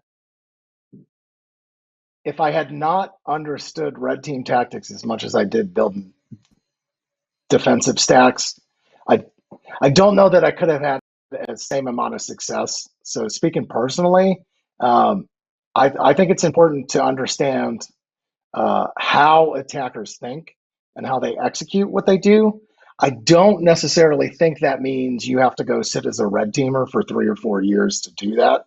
But I do think oftentimes like it's a weird fascination of mine. Like I like good scams. I shouldn't, but when I see an attacker do something like SolarWinds, I'm like, man, I got to take my hats off to the attackers on that one, because there were some things in there where I just wouldn't have considered, like Untitled Loop, I wouldn't have considered doing that, right? So I often say, I was way more patient than I would have been. Yeah, like the purple hat is where you should ultimately end up. But I think the way we're training blue teamers today is a little bit off. Like expecting new people to just sit in a for 2 or 3 years and facilitate tickets. Like I don't know that that's gonna get you to the point where you can do security architecture design and testing, right? Do you think do you think we've turned that SOC analyst 1 into the current help desk of the cybersecurity team? Ooh, like honestly, like that is a good way to frame that question. And maybe we have. Maybe we have. Interesting. And then some people languish and then wind up leaving to go to another org because they're just bored, right? But yeah, so it's tough for me because like I kind of started off attacking stuff. So yeah, I would say understanding how red team tactics work, understanding their mindset and thinking as they're running through their chains helps you build better defenses. How about you, Jeff? What do you think? Yeah, I kind of have to go back to, why Carbon Black was actually created. It was a bunch of red teamers that were working for 3-letter acronym organizations. And they said, hey, how would we find ourselves if we needed to find what we were doing? And, it was only because they knew what they were doing. So I totally agree with Rick. I think you've got to have some red team. But if I'm training people, I'm probably training them in blue team primarily with a little bit of red team experience. I think that's probably where I'd end up. See, and I guess my perspective on this is, and again, both of you know that I come from I spent my entire career on the red side. It wasn't until the last 5 years, right, that I spent a lot of time doing the. But it made you a way better blue teamer, right? Well, but that doesn't necessarily think that that's where I would start. Like, I think that there's, I look at Joe, right? Fockets, if he's in chat, if he can hear my voice sometimes, right? So Fockets hasn't spent a day on a red team in his life, but he studies the hell out of red team stuff. He does capture the flags with me all the time, but he started out as a help desk analyst, then went to go be a SOC analyst, and is now a threat hunter for a Fortune 50, I think is what it is right now, right? But he hasn't spent a day doing any red teaming stuff whatsoever, and that's totally fair. That's totally fair. I mean, what I think I'm talking about from a red team experience, it's at the very least understanding what they are able to do and how they're able to do it, and kind of how they think, so that you can reverse engineer how they're thinking within a threat hunt. Mm-hmm. I think it's really important to be able to do that. Yeah, I don't discredit that. I'm a huge fan that everybody should know everything about red team and everything about blue team. Like, I think I think the lines, like it used to be 5, 6, 8, 10 years ago, it was very distinct, very distinct. I think now, I think the lines are so blurred. I think it's people who are trying to hold on to some form of ego that say, no, I'm a red teamer and no, I'm a blue teamer. I think the lines are completely blurred. I think everybody should know everything right now. I totally agree with that, because I still do that too. Yeah, exactly. I still definitely hold on to it. But I would also. But I do agree with you, Rick. I am really intrigued by really good quality hacks. Like, oh my gosh, that was really ingenious. I love it. Yeah. I was like, my wife thinks I'm an idiot, but I find it fascinating. Yeah, I think my wife thinks like I'm a criminal sometimes. It's like, a criminal wannabe. An excellent hack. Yeah. But I'll also make the argument too, real quick, on the what's more important. When you look at the modern CISO, yeah, right? So the modern CISO isn't technical necessarily, although a lot of us have grown up from the technical backgrounds. They're business risk managers, right? So that background is going to look a little different than, if you're looking at building a red team, leading a red team, or building a SOC, leading a SOC, the security architecture, those engineering pieces. It's a little different these days. So you have to sprinkle in whatever path you take some leadership training along that way. So rapid fire question for both of you, right? And I'll start with Jeff on this one. Technical CISO, good or bad? Binary question, yes or no? Good. Rick? Both. I think. See, he totally missed the binary question. Binary. No, I did. There's. You don't listen well, Rick. Good. I'll stick with good. All right, then I'll go with good. Go ahead, Rick. I think there's a time and place for both. I consider myself a technical CISO, but I struggled there was a deep learning curve when it came to executive leadership and executive interaction. And I wish I would have spent a little time sooner on that and a little less time on some of the technical things. But that was the path that I kind of got forced into for a number of, the company's growing, everybody considers security, all that stuff. But I would say you have to expand outside of that. You shouldn't hold that as oh, I'm a technical CISO. No, just be a well-rounded CISO. All right. So SmayX, another one of our awesome ladies in chat, says, I read an article today about purple teaming. It basically said that if your red team and blue teams were communicating properly, a purple team is unnecessary. Do you agree? I'll take this one. Since a really good friend of mine, and awesome people, Chris Nickerson, again from Layers, term purple teaming. And so no, a purple team isn't it's not a function inside a company. Purple teaming, communication flow between the red team and the blue team in real time as they're attacking, the defenders being able to iterate through the attacks. Did you see it? Did you stop it? Should we be able to stop it? Let's tune that control. Hey, can you run the test again? Can you run that attack again? Okay, cool. We caught it the second or third time. That's really the spirit of what purple teaming is supposed to be. So I don't think traditionally inside an organization, someone who has 50 people on a purple team. What it'll really be is a core group from the blue, and then your external red team or your internal red team that are real tight when it comes to what they're hitting, the TTPs that they're running, and then whether the defenders can see them and stop them. Jeff, you were about to chime in on that one? I think people have looked at red team and blue team as a zero-sum game, meaning that one wins, one loses. And the reality is if you do it right, they both win. This idea, so and I guess this is where, and maybe this is where my old crotchetiness kind of comes into play, right? Is when we start, and I don't know if you guys have noticed this, but one of the many ways. But yes, there's a yellow team now, and an orange team or something. Like there's a yellow team that I guess is somebody's coining as a yellow team as a risk and governance team now or something. Like we've this gets back to like this. Yeah, exactly. Thank you, Rick. Thank you. This is what I do on XDR conversations right here. This exactly is what I do on XDR conversations right here. It always boils back to XDR or threat intelligence. Hey, is that an ego thing? Like red team sounds cool, so my team should have a cool, And you remember this, like tiger teams, green teams, right? We had that in the government. Like, yes. Yeah. But I mean, it's like, but I think that's the frustrating part. Is it's like, yes, I want to do purple team, and I'm like, most of us were doing that just because it made sense to do during a red team engagement. We never had a team to call it one or the other. We just did it because it was the right thing to do. And so like that's risk. That is risk and compliance's bad attempt at trying to make their job seem cooler than it is.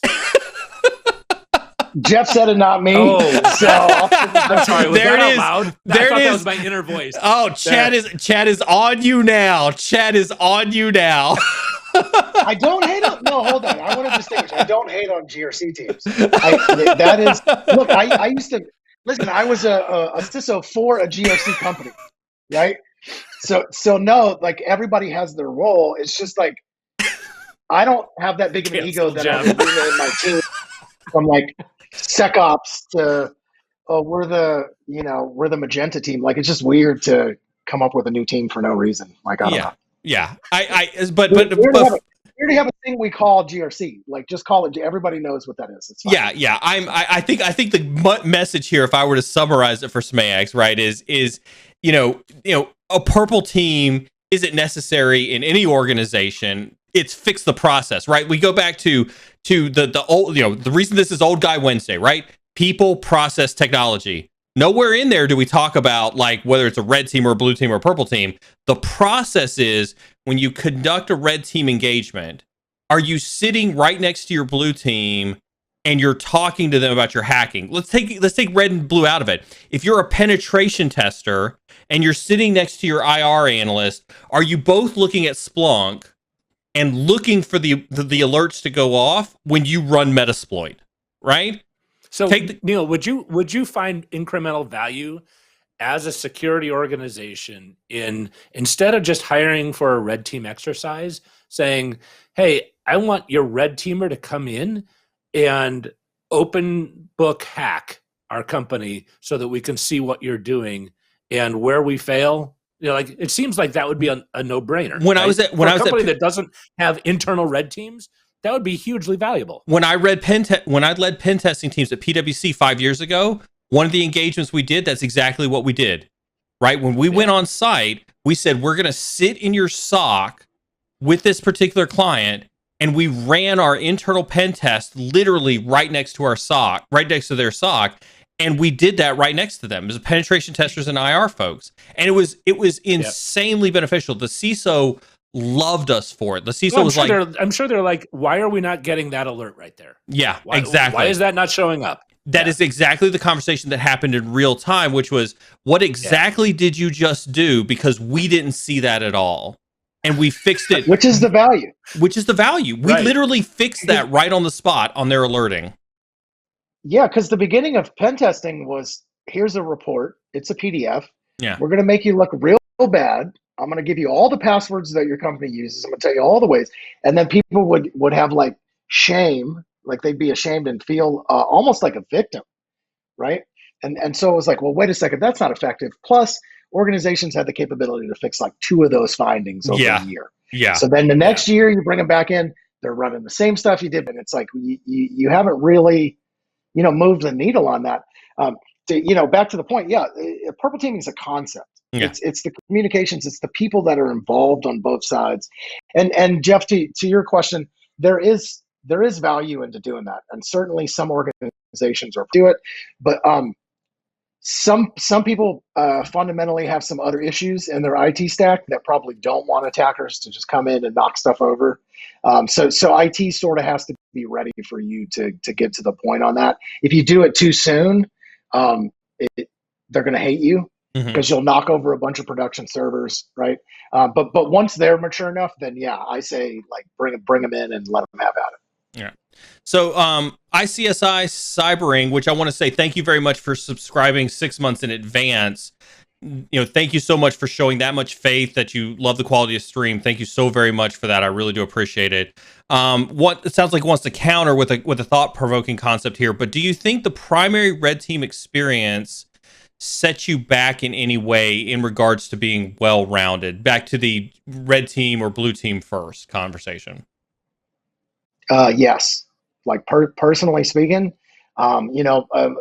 just briefly, like I went from working for an organization that had basically hired like some really famous Southern Californians to just go kick the crap out of companies and then build defenses to stop doing that, right? And then I did that for a while, and then I went to Booz Allen and got to kick the crap out of a bunch of military sites and a bunch of government stuff, right? And you provide recommendations and all that stuff. What I was lacking, I think, were a couple of things. One, the true understanding of IT operations and what that looked like inside of an organization. Like I had no idea. And for me, like I had to spend a lot of time with my IT counterparts to learn their jobs because I didn't understand. Of course, database administration, you understand things, but not the day-to-day. How do you build? How do you what? And then so I do think there's a lot of value in spending time inside of IT operations prior to coming into security. In fact, my last program, that's where I poached from. I poached all kinds of people from the help desk. I poached people that were system administrators that showed a great interest in security. And I think all of those people, if you ran into them, would say, like, yeah, an opportunity was afforded. We stepped into it and did it. But and then the other thing is, I got rather quickly because like security was real immature. IT just got to manage larger groups of people faster than we did in security. And so I think large multifunction management, the largest, and I'll say this to anybody who asks, the largest hurdle for me was moving from manager to director inside of an organization, and running disaster recovery, business continuity, security, risk management, all at the same time, right? Like that was a huge level up. And then the interactions you have with people are different. So yeah, I think it did hurt me in some ways, but it washed out in the end because I felt like those were areas I had to go improve on. Yeah. I don't think it for me, I don't think it set me back. I think I would just say that it's always easy to take the fun, sexy job, and I didn't realize how much more important I felt taking the blue team job, right? It's not that we all think it's fun and sexy to do red team, and it is. I'm not saying it's not, and I'm not saying it's not sexy to do blue team, but for me, the personal sense of satisfaction that I get from protecting an entire organization against hackers, running an entire security team, to me, it's not that it set me back, but that to me felt better to me from a why perspective than anything else. Very well said. Yeah. Ned Frazier says, question for Rick. With your background from the Marines, has that affected the way you treated the C-level leadership in your roles in your prior jobs? Certainly, this is an area of a lot of coaching. When I was when I first started building Rick, programs. do not talk to them that way. Yeah, like I remember I described something as horrible. I was just like, "This is horrible," and then my boss was like, "Don't ever say that. That doesn't. There's no thing to that." Yeah, I think it has. I still value a lot of the lessons that I learned from the Marine Corps, albeit the language that we use and the way that we're structured is massively different from companies. Meaning, you can achieve a great result by having everybody move in one direction at once, right? So that's a little bit more of the military model. And you got someone at the top that says move in that direction, and you go accomplish that goal. So in some cases, success is a little less messy than it is inside of companies. But going back to like things I had to learn or create, good education or find mentors. Consensus building is huge, and then realize like the gap between you're in a position where someone says you have authority in a business, and then you actually being able to drive change in that organization. Like when I was early on, I was like, well, I'm empowered. They told me I have this role and other people don't have it. So therefore, everybody should just listen and move in a direction, right? What you actually find out is that's not an effective technique. It doesn't actually, drive the results you want. So yeah, it did. But I will also tell you that I think if you asked anybody that I've ever worked with, including the executives or executives that I continue to meet with, I'm very frank, honest, and to the point. And I don't. It's one of my agreements with any boss that I have.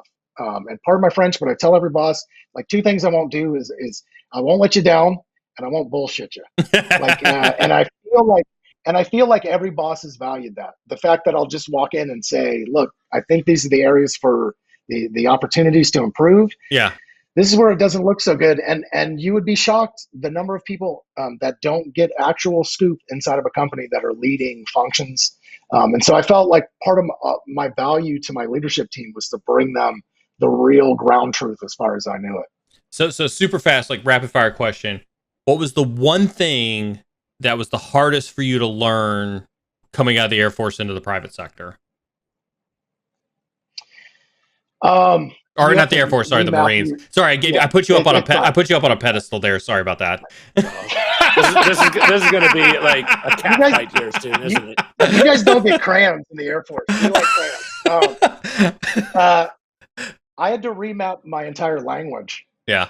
Like I thought I was I got good ratings as a Marine. I was really good at my job, and I think I was a pretty decent leader. But I had to remap all of that. And for me, there was a distinct moment. That moment came when 3 or 4 years earlier, I was like, a very low level enlisted person. And now I'm in front of the chief of naval operations, briefing a whole bunch of stars on some things that we had revealed. And it's that moment where you just go like, no one prepped me for this. like you just wind up in the room with a suit and tie on. But again, working on the language that you use, depending on your audience to drive the results, was I think an area that humans could all work on, but certainly that I just spent a lot of time on remapping. And what's nice about San Diego is we have tons of vets that work in IT. So when you get into your huddles, trying to use that language. Yeah. But yeah, you have to figure out how to. Not everybody's motivated the same way Marines are motivated. Yeah. And so discovering how to lead people, how to motivate people is different in the civilian world. So we'll do this. 2 more questions, guys. We go. I know we're a little over, but we'll do 2 more questions, then we'll call it good for the night. Effin Bugman says, from 9/11, the lessons learned were that different emergency and federal agencies needed to communicate with one another to prevent a tragic event from happening. Do you think that with the recent attacks, agencies will go back to working in isolation, possibly exposing citizens to another attack? No. Would you like me to caveat that answer? I was going to say, you sound like you want to caveat that answer. No, go read Microsoft CEO's blog on the SolarWinds attack. Go read any of the thought leadership, like number better threat intelligence sharing in real time. Yeah. Right.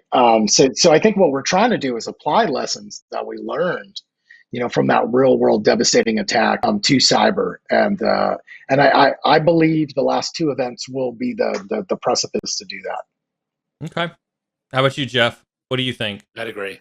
100% no. I don't see it going backwards. I guess I'll take the cynical approach. I think I do worry about it. I think I guess a lack of faith in our ability to learn from our mistakes. Like, I think it's easy for us to get into, and when we think about like working in isolation, I think we fail as an entity to share information. We fail as a cybersecurity industry to share information. I can remember years ago when I was a SANS instructor, like I begged and pleaded with people whenever I talked about like, the ISACs and the InfraGards, and the things like that, that I thought that we didn't do a good enough job of sharing information. And I don't think that in cybersecurity we've ever learned that lesson. I'm encouraged when I see Cyber Command and when I see CISA tweeting out, hey, you need to go patch this stuff right now. I'm encouraged by that, but I don't know if it's enough. And I don't think that it's a sign of a response that's positive moving from a question like this. And I'll be the cynical 10th man on that. And I think we've made progress in the last several years, and we continue to make progress. I don't think that we're going backwards. We might not be going forward fast enough. And in fact, from a relative positioning perspective, I would bet we're losing ground. Yeah. Only because we're not going fast enough. I would agree with that. From that perspective, I might agree with you. Yeah, I would agree with you on that one. I don't. And I'll just pick on InfraGard really quick. And for those who are not aware of what InfraGard is, right? The FBI tried and still tries to do information sharing with the private sector, and they do it under this guise of the FBI InfraGard, which is supposed to be a way for them to get a collective trust group of private citizens that they can share information with. The problem is that they're very handcuffed by the classification laws that are set in place. And I saw a very fantastic it was actually on Reddit when somebody was commenting something on Reddit that said 85% of the intelligence that you see that's classified isn't classified for the content, it's classified for how it was gathered. Meaning I could tell you that this attack originated from North Korea, but I can't tell you that because that would indicate that we had access to North Korean networks to tell you that we knew that it started in North Korea. But because of that terrible, terrible OODA loop, right? The FBI is prevented from telling the private sector the indicators that they need to protect their systems. And so I think it is, and I don't mean this to sound unpatriotic, but I think it's the democracy that we've built that prevents information sharing that could make us more agile and forces us into silos that prevents a rapid response to those types of scenarios. That is an interesting point. I hadn't thought of it that way. So you're kind of saying that the FBI is valuing the open paths that they have that have not yet been detected.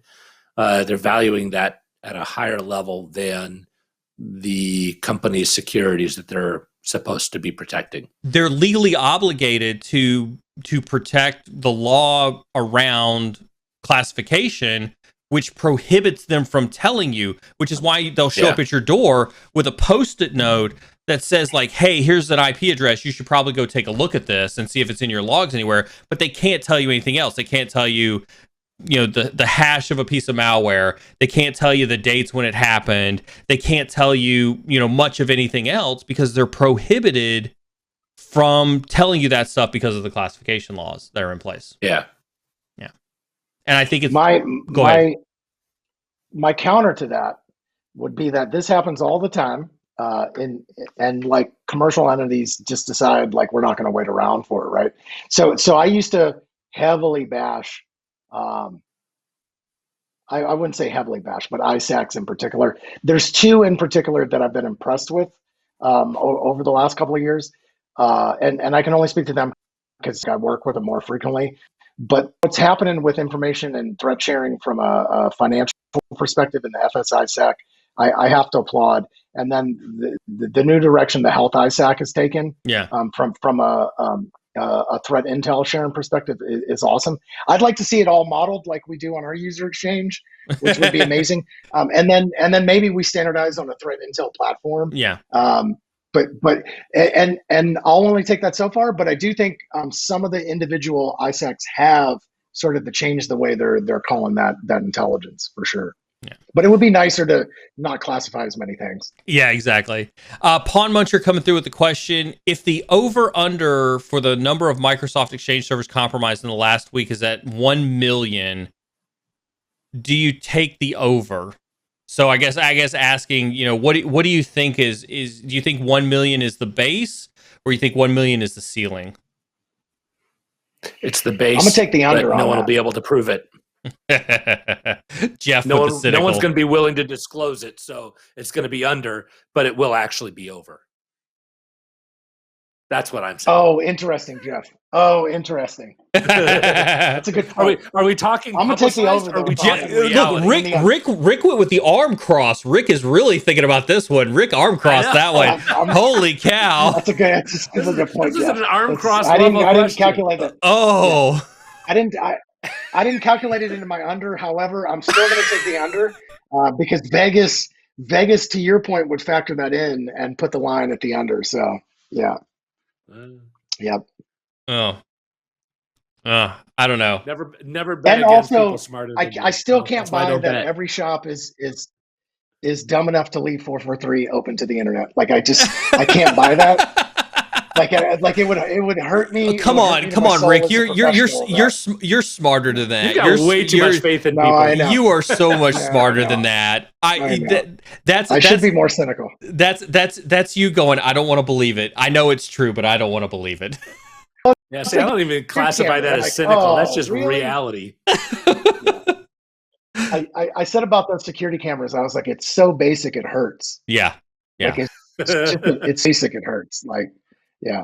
All right. Security Live. Love seeing John Bauer in chat. Glad to see you there, sir. Regarding the F5 vulnerabilities disclosed today, 2 of the 7 are potentially world exploitable RCE vulnerabilities. Did everyone drop everything today and patch? It's what I recommended to my clients. What's your take on that? I highly doubt everyone dropped everything and patched. I mean, my guess would be there's probably still focused on Exchange.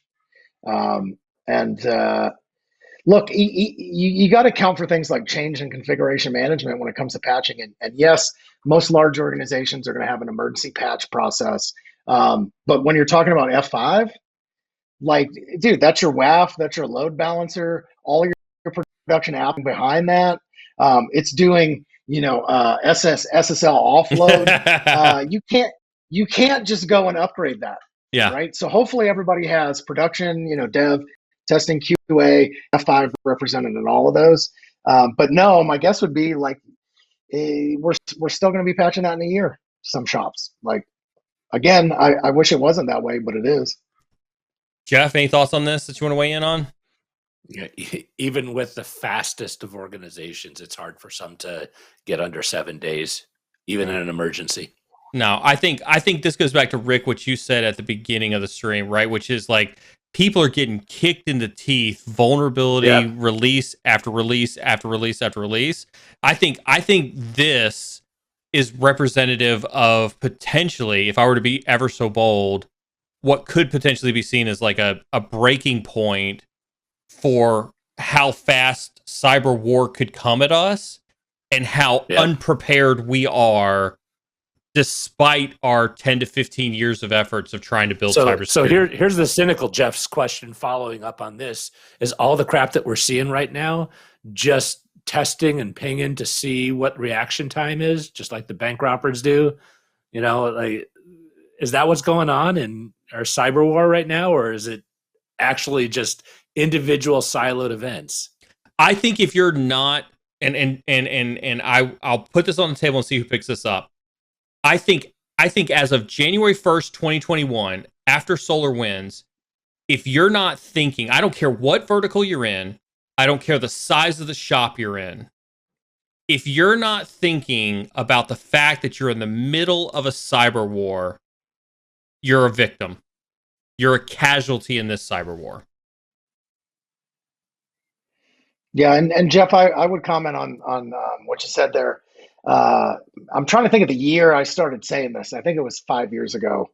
But I think I did a few talks on it where I was like, I think we're coming out of the recon phase of because there was pokes, there was prods, there was a lot of learning.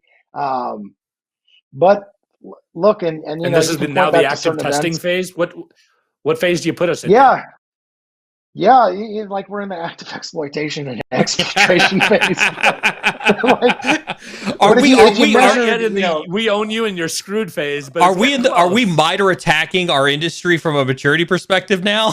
Yeah, exactly. right, Exactly. right, like yeah, and you know, we can't forget that we're the most vulnerable because we've had IT the longest, and we've got a lot of Yep. legacy gear, and you know, all of those things. So it's a marathon, not a sprint for anybody new to InfoSec. Just strap on your helmets and be prepared that you're going to be continuing this journey for a long time. And you know, I think try to remain optimistic as much as you can. And I do believe we have some of the smartest humans that at least I've ever met working on this problem. And someday we'll get better about it. We're just in the middle of it right now, and as long as we keep our hands up and we keep defending, Yeah. we'll be fine. We'll get to the end of the fight. So Smayek's closing us out with the last question of the night, and it's quite apt for two military guys and an old guy. Do military watch A Few Good Men like roadies watch Spinal Tap? I'll chime in first and say hell yeah. Between A Few Good Men and Full Metal Jacket, like those are definitely on a repeat. Yeah, definitely. You know, I make fun of certain things. You know, yeah. But I tell everyone, like, if you want the closest to my Marine Corps experience, go watch Generation Kill. That was Mm. put out by HBO. It's a series about first recon going into Iraq. Um, Other than that, yeah, it's a great time. Like, dude, I mean, Jack Nicholson as, you know, you want me on that wall? Like, you need, like, You that's one of the need me on greatest, that like, wall. fake Marine speeches ever. And You know, then if I Full had a Metal nickel for Jacket every too. time Yeah. Neil quoted that movie, he uh, kind of looks at me cross-eyed and I'm like, Big Bottoms. That's like the best song ever. it is. It's got to I be. crack up at like Tom Cruise walking around with a baseball bat, right? Like I'm just like, all right, talking Jag guy. talking to a commander like you know, like the way he does, like no, Right. no, it's cute, but No. no, that's just not happening. No. Listen, Kevin Bacon did a good job as the defense Jag. He did a good job. yeah, 100%. And I think I still think Jack Nicholson did a fantastic job in that movie. All right, everybody, listen, and Rick and Jeff, I want to thank you all so much for going over time. As always, it's a pleasure. Jeff, you don't get to say anything because you're a normie on this show, so you know Rick's the guest. So Rick, close us out. You got anything to say to the wonderful community? All I would say is I'm all about the community. Let's take care of each other. It's a tough time. It's not easy. So make sure you're reaching out to people. Make sure you're checking in. Make sure that you know, you're taking some time away from InfoSec. It's something I didn't do enough of for, you know, a long time in my career. And you know, I think taking a step back, taking a break, getting some perspective definitely helps keep you in the fight. And we need everybody in this fight. So make sure we're taking care of each other. Couldn't have said it better. Jeff, thank you so very much, as always, for being my co-host and my partner in crime on my standing Wednesday section. I appreciate everything you do. Rick, I'm so glad to have you back on the stream. I think I saw somebody scroll up a couple chat windows ago and say you need to become a regular on the stream, so we may need to look for some quarterly spots to have you as a quarterly guest.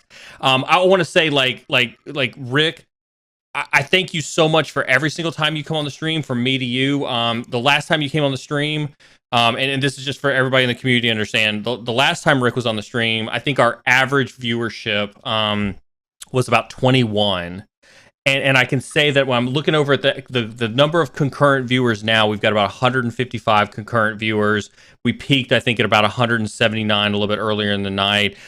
We continue to grow. You continue to have a key staple in my opening speech each and every stream, because I do appreciate you coming on stream and having a real conversation with me every single time you're here. And so on behalf of me, on behalf of my moderators, on behalf of my entire cyber and security community, I thank you, sir. I appreciate you.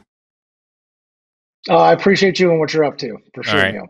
For up-to-the-minute cybersecurity news, make sure you follow and subscribe to the Cyber and Security channel on Twitch and YouTube. Also, make sure you turn on those notifications so that you know when we go live.